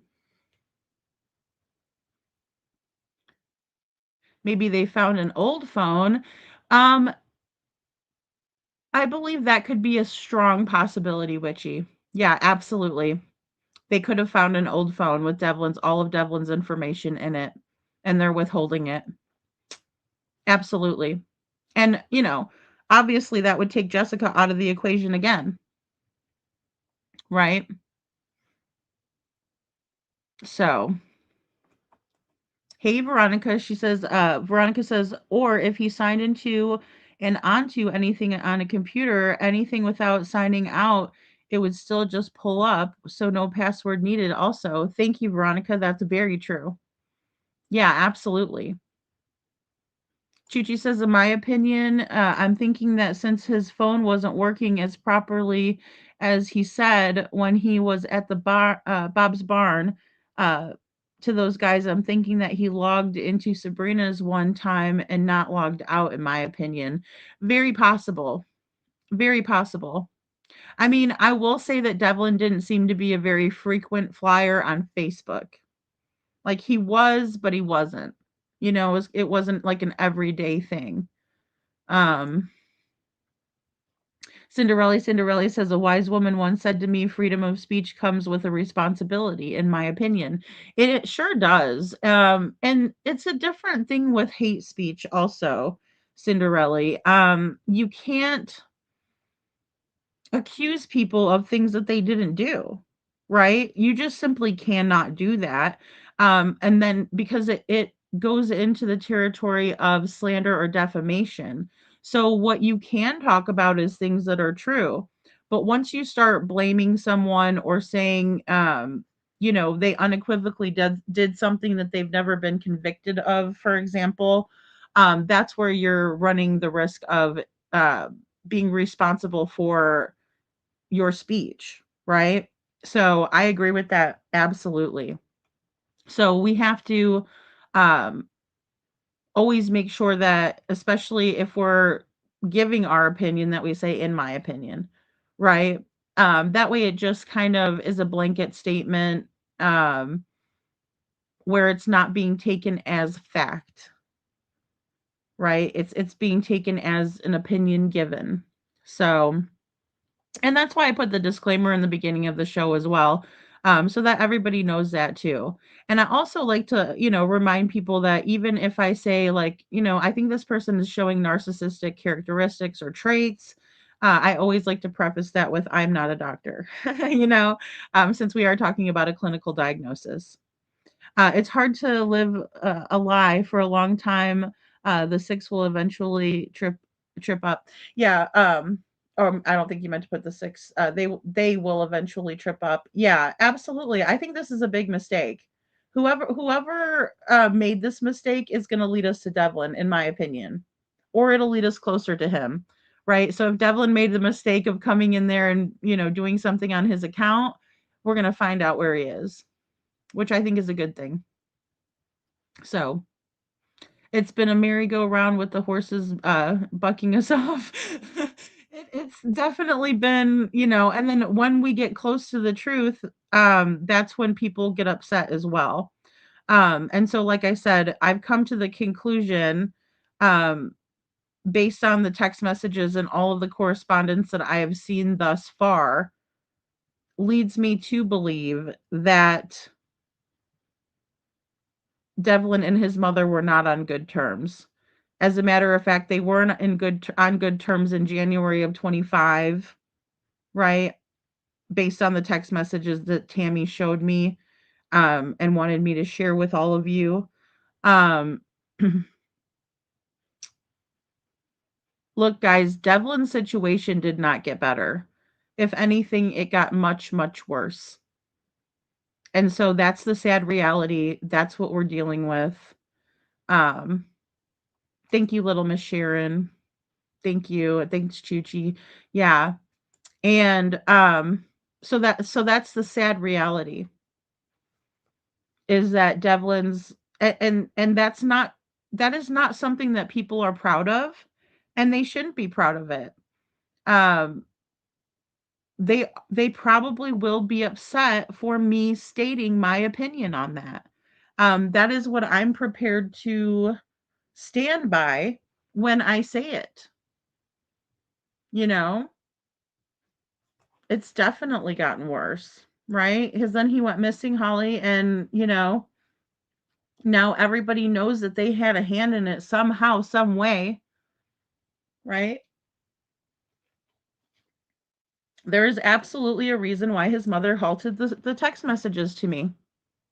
She said it was too much for her to take, that she couldn't handle reliving it, right? Well, she used my words. I said that it has to be very difficult for Jessica to relive this, and then she took my words and used them against me, is what ultimately happened, right? Because then she said, it's too much, I can't send you any more. But really what she was telling me was that, and at the time I took it as, yeah, no, if you need a break, please, by all means, right? But now, after reading what Tammy sent me, now I know that she was part of the bullying and the mistreatment of her son. Hands down, unequivocally, I will stand on that and be held responsible for my opinion on that. Hands down. And the reason being is because it's very apparent what was shown in those text messages.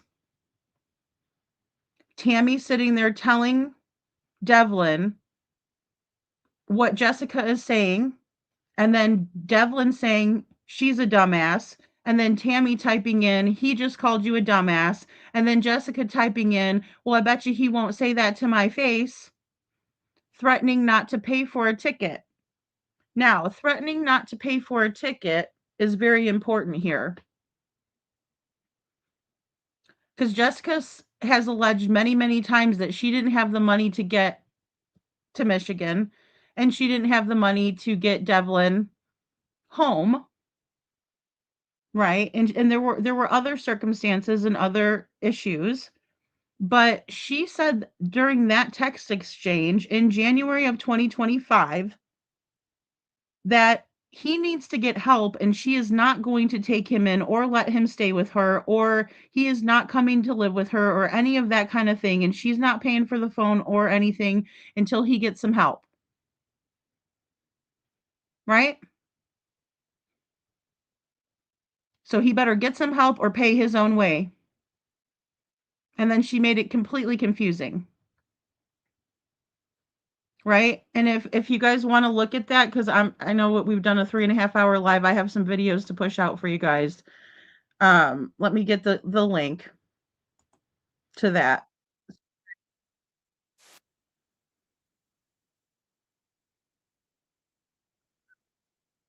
But there was absolutely a fight, and I did put the last text message ever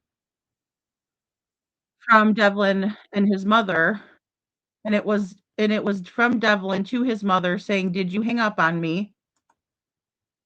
And that was Saturday at about 1:30 her time, Arizona time.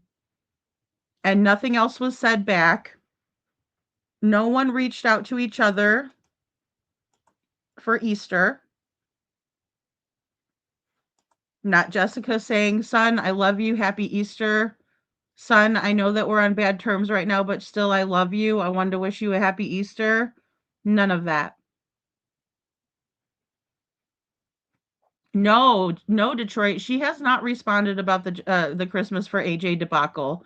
No, ma'am. And as a matter of fact, she's just going all around everywhere smearing me. And I'll show you guys that too. And having other creators, you know, smear me, which is, you know, I don't care.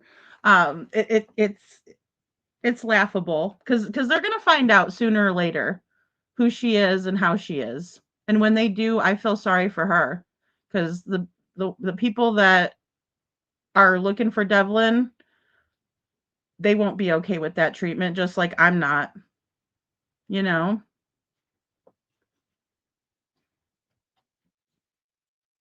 No, she hasn't said anything about that either, Cinderella. No. No. She just said that I did a 180 on her. And that's not true. As a matter of fact, I was running a full dossier on every single person in this case, and she was included in that, whether she liked it or not. Right? I'm here to find Devlin. And I've held up to my end of the bargain trying to find Devlin. She has not held up to her end of the bargain, and she's withholding information. Right? And when I gave her the resources, she did not want to send any flyers, sign up for any search and rescue, any of that. Right? Missing in America, they wanted to get involved, and Tammy reached out to them and got them involved. Right? So that was not Jessica because she refused to do that. Witchy Mama says, I wonder if there were phone calls to Jessica also to create discord between Devlin and her. Common abusive tendency is to isolate someone from resources. Yeah, Witchy. So thank you for bringing that. So basically with that, there were phone calls in between of these text messages, and the way that I know that from the text logs is because Devlin would say, "Did you hang up on me?" Or Jessica would say, "Did you hang up on me?" Right? Um, and I think, and I know for a fact that Jessica and Matt were talking, Sabrina and Jessica were talking, and Jessica and Tamara were talking, right? Because even Matt wrote me emails in the beginning and said, "You don't know what you're talking about. Jessica didn't want her son living with her. You're stupid. Lady Freedom, you're dumb. How dare you? You don't know what the hell you're talking about." I mean, I've been abused by these people myself. Like I said, if I wasn't thick-skinned and, so hell-bent on sticking up for Devlin and finding him, I would have just dropped the case. But that'll never happen. I'm not scared of these people. No, I'm not scared of their threats. I'm not scared of their shenanigans, their bull crap. I'm not. But when I look at what they've done to me, I feel so sorry for Devlin because Devlin cared and loved for these people, had love for these people, right? I don't.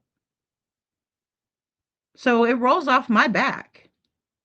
I don't care, right? But it's like, but poor Devlin, like he actually had to lean on some of these people. This was his mother, right? And she didn't even bother to reach out to him on Easter, and she changed his name in her phone from my firstborn son to my pain in the ass son, or something to that effect. It's in the link. Linked in this link. Go take a gander. Go take a gander. Thank you, Little Miss Sharon. Thank you so much for gifting a Lady Freedom's Raw Narratives membership. If you got a membership, please say thank you to Little Miss Sharon and welcome to the Dragon Tribe. We're so happy to have you. A new dragon. New dragon alert. I need to make you guys a video for when you guys do that. That's so sweet. I really appreciate you guys a lot. Thank you. Thanks, guys. You guys are awesome. Yeah, and it just helps the channel out tremendously, guys. I want to grow the channel to where, we can bring awareness to more cases. So, but I am the type of person where I'm like a dog with a bone. You know what I mean? I'm very loyal, but I'm like a dog with a bone, and I would rather deep dive into this case, Sebastian's case, keep deep diving. But I mean, I've deep dived into Sebastian, big time. And hopefully get some of the stuff solved, right? Some people say, "Oh, YouTubers and Facebookers or TikTokers or whoever we are, oh, they'll never solve a case. They're silly. They think they're going to do that." Well, maybe they're underestimating themselves, but I refuse to underestimate myself or the abilities of all of you fine people, right? Or all the abilities of all these creators that are working their tails off, right? Because they are working their tails off. Witchy Mama says, "I always say to insult me, I must first value your opinion." Bless you, Lady Freedom, for your thick skin and desire for the truth to be exposed. Thank you, Witchy. And I think that's a great quote. I'm gonna have to quote that. To insult me, I must first value your opinion. And that's it. And we all have opinions, and I think that's okay. Um, I would rather work with somebody who might not agree with everything that I say because it challenges me. It really does. It's like, "Oh, really? You think that? Okay, well, why?" I want to know. Tell me. My opinion is not the only valuable one in my opinion. So, oh, forget me not. Thank you for being here. Hey. So Detroit says, "Wow, that's really shitty. You were her lifeline and we all treated her with respect and yep, and did all the research for resources out there. What an ungrateful bee, in my opinion." Yeah, that's my opinion, Detroit, too. And I know exactly why you feel that way. And believe me, you were one of the people at the forefront when she was refusing to reach out because the resources that you gave were all local and all very good resources that she refused. Even she wouldn't even send his flyer to the DNR, right? And I'm begging her, before it gets cold, come on, let these guys know they're out hunting. Unbelievable. And here I thought she was doing all of these things, and when I realized she wasn't, then I started like, oh, maybe I need to help her. Maybe I need to be on a three-way call. Maybe I had to do this. Maybe I got to do that, And it's just, yeah, it's really shitty. And yeah, I was her lifeline. That's why when she acts the way that she does and changes her demeanor on a different channel, again, I just laugh, you know. I think it's funny because I'm like, you guys have no idea who this person really is. But then again, people were telling me the same thing, and so I should have probably listened. But I like to figure things out on my own, and I trust that the people who she's involved with now are smart. They're smart enough to realize it probably fairly quickly, especially if they take a gander over here. But I did feel inclined to tell her about this. And so I did reach out to to Piper. I don't know what to call them, Facebooker? I don't know what, digital creator, I guess, is the best one. I don't know. I did let her know. So hopefully, she will relay the message. YouTubers have solved other cases, Holly. Yes, they have. Yes, they have. Many, many, many. People would have taken down Chris Watts, but he confessed, right? And so, yeah, we cannot be afraid of our potential, right? And just because there's people that'll say, "Oh no, you'll never do that," don't ever believe someone when they say that. That's them projecting what they think their own expectations are, of themselves are. It is, it's a lie. Someone accused you of lying, and I have challenged them to produce their receipts, in my opinion. Thanks, Cece. Yeah, they never will. Actually, to be honest with you, there was a lie told about me yesterday, and the person challenged them to get the receipts, and they didn't send them over, which was really funny to me as well. Again, I'm like, I mean, if you're gonna say I did something, maybe have proof, because there's zero evidence of that, and that's not even the way I talk. You might want to get to know me a little bit better so you can maybe lie on me better, right? Thank you, forget me not. I know it's a lot. It's a lot. I hope it was informative. If YouTubers could get the info that law enforcement gets, we'd solve more cases. I always think back to Chris McDonough, and I think back to how he finds it important for the public to know details in order to help solve the case. So I always go back to that too, Justice for Nugan. I agree. I think it would if there, I'll just say this. Sorry, let me go back. I think if there was more transparency in certain areas, that there would be less discord between all of us. There would be less filling in the blanks, right? There would be less speculating, and we could go off a certain number of facts. So we're moving in the right direction, and so there's less arguing or speculating back and forth. But then again, it's difficult because it's all left up to personal perspective and perception.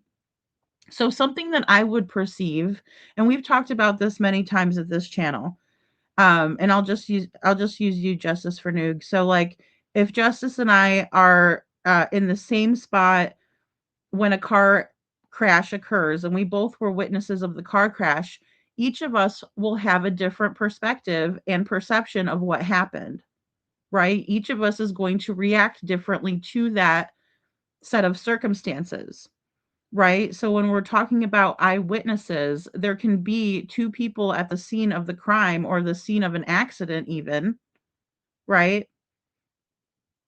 And they will have two different opinions or two different perceptions or what have you of the same event.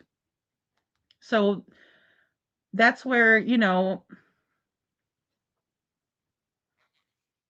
I think we would still run into some issues, but I agree there would be less. She is a troubled person. She is a troubled person, Joe. Yeah. And I feel bad for her. I will say that much. I don't think she's had an exceptionally um awesome life, right? I mean, um and with that being said, that's going to cause some issues. I just don't think that Jessica realizes that she's her own worst enemy, right? And that's the trouble that I have because um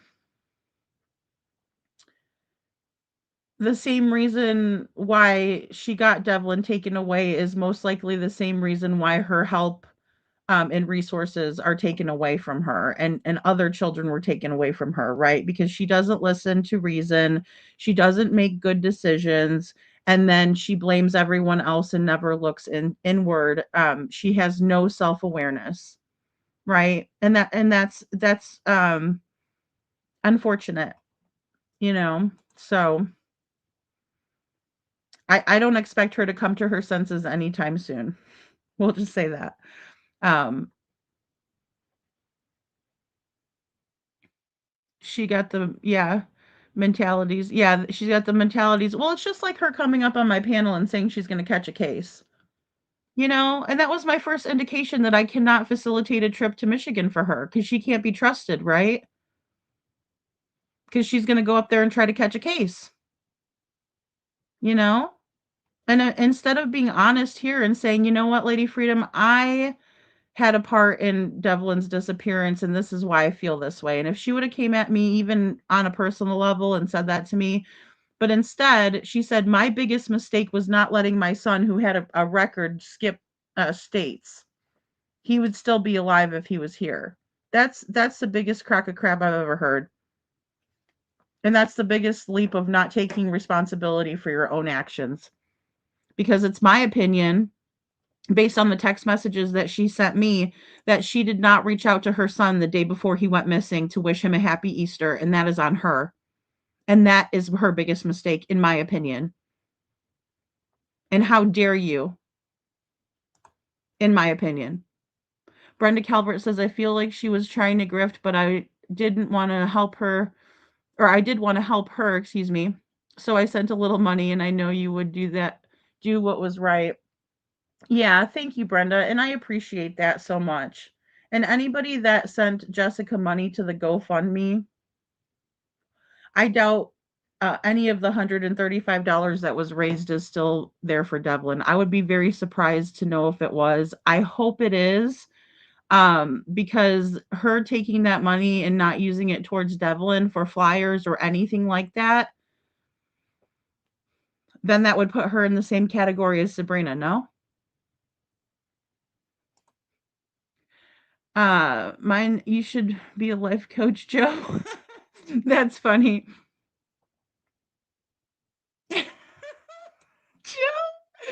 Joe, I know there's an issue. I know that we disagree on Chris McDonough. I know, and thank you, Little Miss Sharon, for dropping his link to the interview room. I just love, just love him.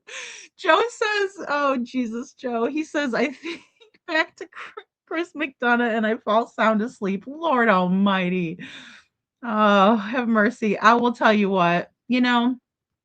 I really like Chris McDonough. Much respect. That guy is so smart, Joe. I know that I know.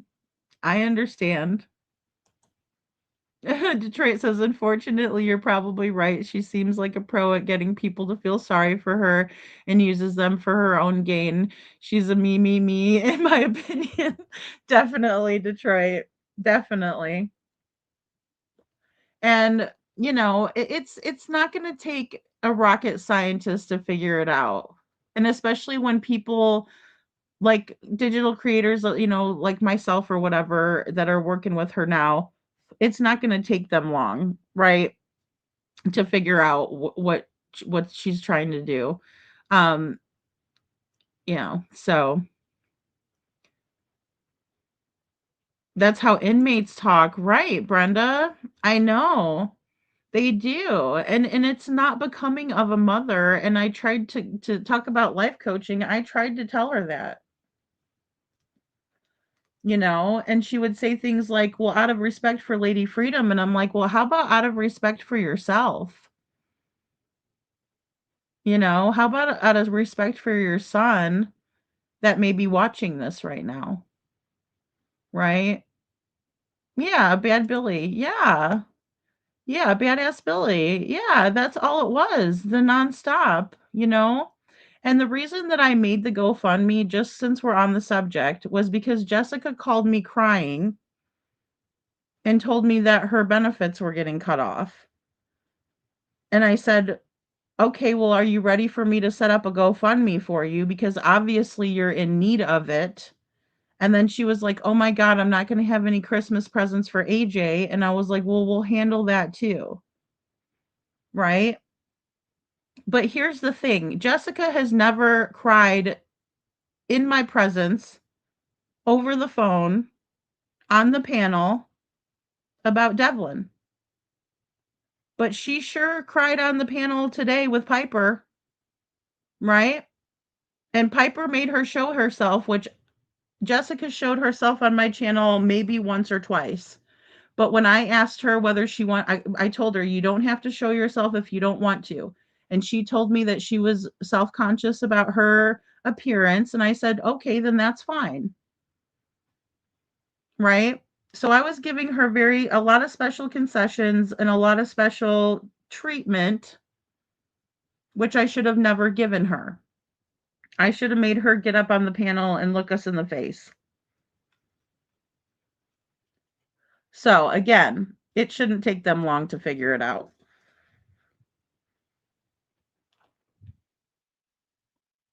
How many children has she had taken? A poor childhood and is no excuse for hurting others. Amen, Witchy. Amen. You think my childhood was perfect? Hell to the no, no, no, no, no. A poor childhood is no excuse for hurting others. Many of us have turned it around, educated ourselves, and use it for good. Boom. That's it. It's not excuses. There is no try. There's only do, right? No excuses. So you got treated crappy when you were a kid, so that gives you an excuse to treat your kid like crap? No, thank you. And this has nothing to do with where we grew up or where we came from, because I grew up 3 hours away from Lake Odessa, so I wasn't that far away from y'all.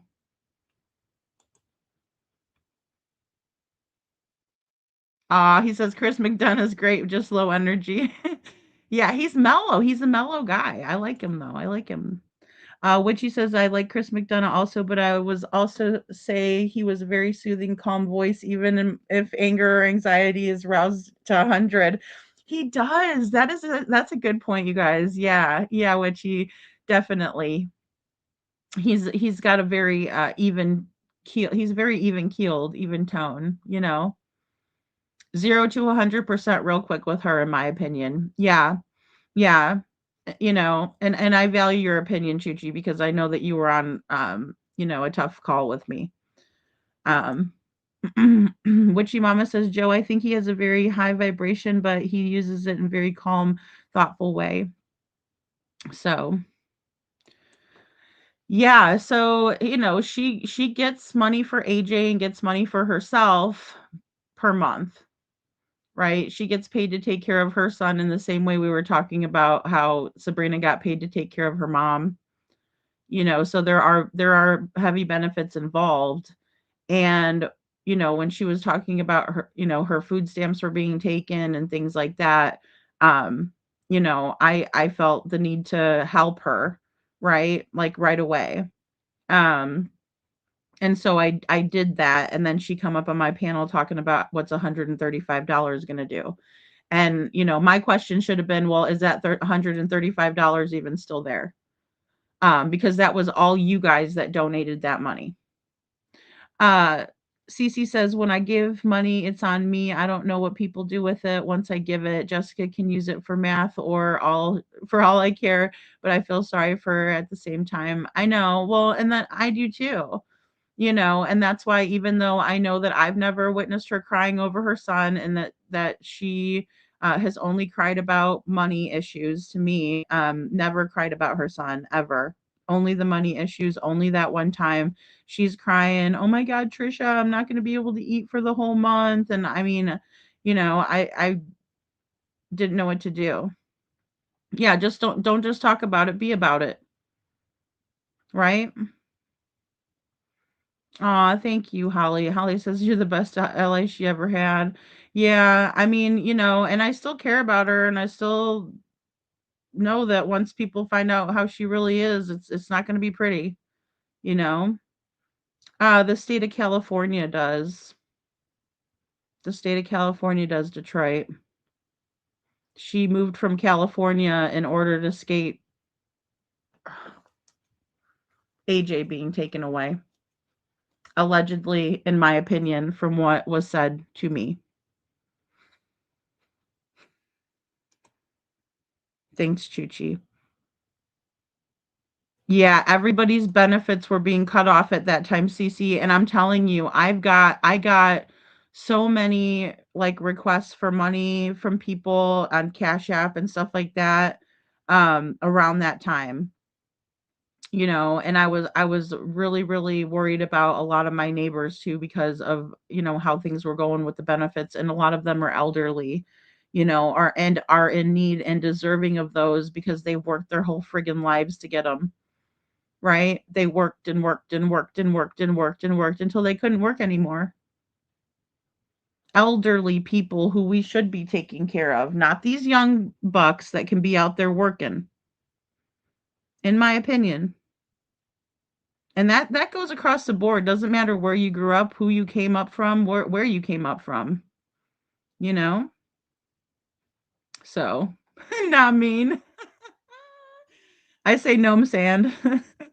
Gnome sand, but you know how people are like gnome sand? Yeah, so she didn't give it a chance, Holly, and I'm gonna tell you what, when she made that ungrateful comment on my panel, people were pissed off. Let me tell you, I got a lot of emails on that one. A lot of emails on that one. A lot.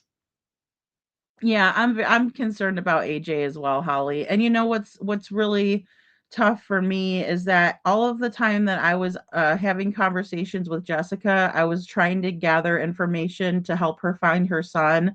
And so I myself overlooked AJ's needs in that regard. I did. Because I wasn't really inquiring a lot about him. When she said she needed a Christmas for him, I just sprung into action. I didn't think about it first.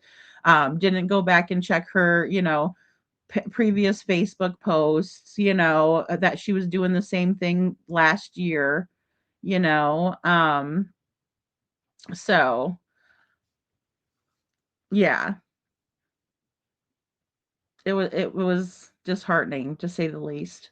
But, like I said before, I will never ever stop looking for Devlin. I will never ever stop um, listening to the bullshit to try to sift through it to find the truth of what happened to him. And I don't think it's far away, guys, especially if he was the one that logged in, or if law enforcement can pinpoint who logged into his account and erase these things. Yeah, there's going to be a major shift in this case, in my opinion, when it comes to law enforcement, because the only reason that somebody would want to erase those is to hide them, and people who have nothing to hide nothing, right? And it was never, owned up to. Like, yes, there, Devlin and I were having some problems in the beginning of April, right?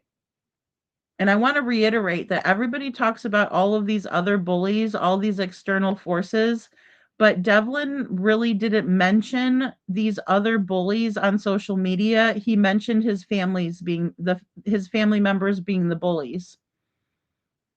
Right? And then we watched Jessica bully him with Tamra. Right? Because that's what that was. That was a fucking dog pile. That was a fucking dog pile on that kid. And for those of you who don't know what I'm talking about, go check this out, please. Because it needs to be seen. And thank you, Tamara, for sending me those. Because it needs to be seen. Because I'm going to tell you right now, if somebody said that to me about my daughter, I would have stopped that shit right there. And I would have said, whoa, whoa, whoa, we're not going to do that. Right? But she didn't. She just fed right into the bullshit. Right? Like a moth to the flame. And then Tamara just sat back and laughed about it. Right? She had a good time with it, I'm sure. Making fun of Devlin, saying your mom said this about you. Your mom's not going to let you come stay with her. Your mom doesn't want you. Your mom doesn't love you. The parapro yesterday said that Devlin told her some days that he loved his mom and some days that he didn't think his mom loved him at all.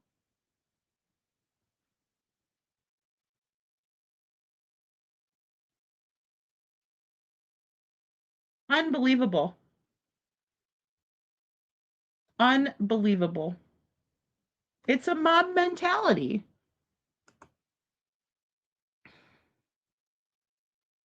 It's a mob mentality. And that's what Devlin was dealing with from people who were supposed to have loved him and cared for him and protected him. He had no protection. Everywhere he looked, someone was fucking with him. You know? Well, I don't know the exact story, right? Because again, I was mostly trying to find out information about Devlin, but Jessica offered up a lot of information about a lot of things that I didn't ask about. One of the things that she offered up was a picture of AJ's father, and she told me that he was in prison for hurting her. And then one time I called her back. When she called me, I called her back, and she said that AJ's father made contact with her and called her from the jail. And I said, you need to block him, please. Because now I'm worried about you. When is he supposed to be out? And she said, I can't block him because his name's Adam too. And if I block him, then I block Adam from Nolan from calling me. No, you don't. He's in prison in Michigan. So stop your lies and your bullshit. And that's another big red flag, Detroit. And I'm sorry, I didn't mean to, get upset, but that was a huge red flag for me when she did that. Because she's playing me for a fucking fool. Just because I've never been to prison doesn't mean I don't understand how it works. And if that guy is in prison in California and Adam is in prison in Michigan, that's not going to mess anything up. And if I'm wrong, prove me wrong. Send me an email, tell me how wrong I am. Right? It very well could have been Detroit. It very well could have been. And if they think that I'm not going to be doing statement analysis like a mother trucker, they got another thing coming. Because it's going to happen. It's going to happen. It needs to happen. And if they're not worried about anything that they've said or done, then it shouldn't be a problem. But yeah, I mean, these are the things that I was noticing about Jessica. And then I invited her. Thanks, Little Red. I still wish the best for that girl. Maybe some of her own people from where she grew up, her old neighborhood, can knock some sense into her. I doubt it. The judge couldn't do it. The judge took her kids away several times and she never changed. So I doubt that they're going to be able to help. but I hope they do. Right? And at the end of the day, it's about finding Devlin. That's all I care about. I don't care about hurting people's feelings or upsetting grown adults who should know better. Hey, KJ Mac, good to see ya. She says, so many excuses to stay a perpetual victim while her son is the victim. Absolutely. Absolutely. And her other son needs her. And she goes around talking about, I'm going to unalive myself. And she said that over on Little Red's Well, Little Red and I were doing it live together. You know, when she did that. Those people are not going to put up with that. They can't even say Facebook or TikTok or any of that stuff over there on the platforms that they use. They can't say any of that. You know?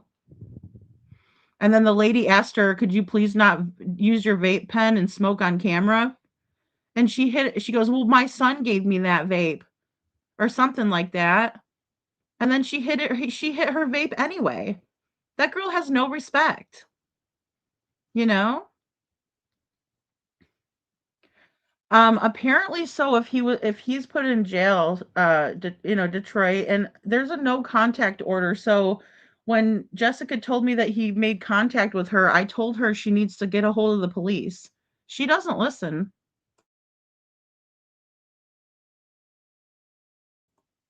Jessica's the smartest person in the room. In her opinion. In my opinion, she doesn't remember her own lies. Yeah, so she broke the no contact order, Holly, because when you have a restraining order against someone, you can't contact them either. It goes both ways. And the reason being is because of domestic violence situations. Because most of the time, women in that position will go back to their abuser time and time again. And so it's a buffer in between the people, and that's what it's set in place for. That's why they put it on the victim too. Like, you're not allowed to see this one, right? So yeah, when she started playing me like that, it was a huge red flag, right? But she's done that from the beginning. You guys should have heard her on Piper's when she was on Piper's podcast the first time. The second time she started acting a little bit more like the Jessica we know over here. But the first time you could barely recognize her voice. And she sounded fucking chipper, by the way, because she loves the fucking attention. In my opinion, she loves it. And it's ridiculous because the star of the show is Devlin, not Tammy, not Sabrina, not Jessica. None of yous. It's about Devlin. KJ Max says what she does sound like is addict behavior, so much of it not saying active, just the behaviors in general. I agree with that. Like the melted brain fried, in my opinion, as well. Yeah, for sure. Hey, Kelly Holcomb, good to see ya. Sorry I'm late, but how in the world does she have custody of AJ? He's disabled. The harder than raising one who isn't. It just makes me scared for him. Yeah, well, and that's why I was really hesitant when she was talking about her seizures and her condition and things like that, because I was getting more worried, and I knew that you guys would pick up on that. Right? Like if she had a seizure, who's there to take care of AJ? Right? Or if she takes her own life like she said she was going to, umpteenth amount of times, and we gave her the suicide hotline, right? We gave her that suicide hotline so that if she was feeling that way, she could get help, and she refused it. Well, my counselor says that, I'm not really suicidal, right? But she's just saying it over and over and over again on social media, on posts, everywhere, on our panel. Right? So I don't know. And especially when she's going around saying that she doesn't have any money. I don't know. But I do know that, when people go out and they do the self-sabotage, she's never going to realize that she's the reason, for any of it. Devlin never had a chance with these people, Cece. If only one person had truly cared about him, but no, there were opportunistic, sick humans. Yeah, and I feel like they would have, I just feel like he would have been so much better off staying in Waco in his own apartment, and then maybe Jessica could have came for a visit with him or something like that. But I don't think it would have been safe to go with her to Arizona. Hell to the no. Mm-mm. Nope. In my opinion, she is doing drugs and knows how to manipulate people to get what she wants. I think so too, especially when you guys see what she looks like on the show that she was on. Because, like I said, they must have made her come up on the panel, or she decided that she didn't care, about her appearance like she did when she told me, that she cared about, her appearance. Joe, you've been vaping since you were 2? Oh my lord. She says stop. Oh my goodness. Joe, make sure you say in my opinion, please. When people threaten S word, I'd say you want to do it. Oh Lord. Then I vape. He's silly. You're too funny. Oh my god. All right, guys. Well, that's the whole scoop of it, right? That's what we've been dealing with. This is what is upon us. Please pray that Devlin is out there. Please pray that Devlin was watching one of these podcasts or, Facebook lives or TikToker live or whatever. And that he decided that he wanted to take some heat off his folks, excuse me, off of his family, off of his mom. And that he was the one that deleted it, because then we're going to find him. We're going to locate Devlin if that's the case. If not, then we're going to find out who has something to hide. Right? And then also I want to reiterate that I have not gotten a straight answer whether Jessica is going to take a lie detector or not, or if she's making up more excuses and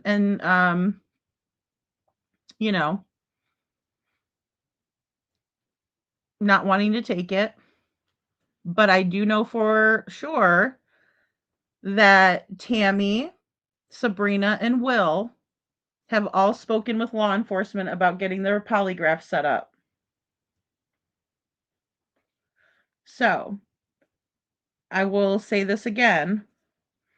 The ball is in Jessica's court, and if I was her, I would be more worried about her missing child and the fact that she needs to get ready for this polygraph exam than she should be about anything else. That should be on the forefront of her brain, and that should be a huge red flag to anyone who is currently helping her if she refuses that. Right? Just like it's a huge red flag for anybody that deleted those posts off of Devlin's page. Please join the Discord unless you are, unless you're insane. Yeah, definitely, guys, join the Discord. And also, once you get in there, make sure that you check in with Chuchi, because we do keep it a safe environment for us to conversate. And I want you guys all to feel safe and, not like we have moles in there or somebody that's gonna, try to be a jerk. We don't like trolls. We have an anti-troll policy at the channel. She won't do it. KJ Mack thinks, yeah, there'll be some excuses in my opinion. Yeah, I think so too. It's all the red flags or boxes are checked. Yeah. Yeah, but I will say that I'm very intrigued by their willingness to participate. Yes, Witchy Mama, it is on the members only post. You can get the code for it. Yes, and please do join, because you were the one that helped me get that all set up. Well, it told me how to in here, which I was grateful for, because I'm like, I don't know how to do this. But it's a good time. I'm also gonna make a higher tiered one for a war room for Devlin Tait as well. Hopefully, like I said, we won't have to do that. Hopefully he'll be found sooner. So Oh, thank you, Chuchi. Yes. But, um, yeah, join in the conversation, and like I said, we're gonna do one for Sebastian Rogers too, because he's still out there, and we need to go back. And I'm still in the midst of working on, the mistakes that were made in Sebastian Rogers' case. So we did 17 on his birthday because he turned 17. We're going to continue to work that out as well. So we're going to keep moving forward. Again, I foresee my day being very, very busy tomorrow. So hopefully I can hop on, and do a day and a night show. I don't know if maybe we might do an evening show again like we did today. But I will be pumping some videos out for you guys overnight here. I love you all so very much. I am so grateful to have each and every one of you in here listening, everyone that's on the replay, anybody that hits the like button or supports the channel through membership, super chats, sending me the Venmo or Cash App or whatever for coffee, whatever you guys do and however you guys support the channel. I appreciate it so much. Even the thumbs up button, even giving me a view. Those are all things that keep me going and that can keep us going on the channel, right? Because, you know, um, a lot of time is spent, on this. And thank you, Little Miss Sharon. And thank you so much. Big shout out to CC, Joe, Chuchi, all of our friends, because you guys are, you know, absolutely what helps the channel grow, is just having a good environment in here. So, oh, yes, Hope Floats. I know, I know. It's no worries at all. And I just appreciate you guys all being here, supporting Devlin, and working this case out and seeing where it goes. And again, if there's anybody that has information that would like to come up on the panel and discuss Devlin Tate's case,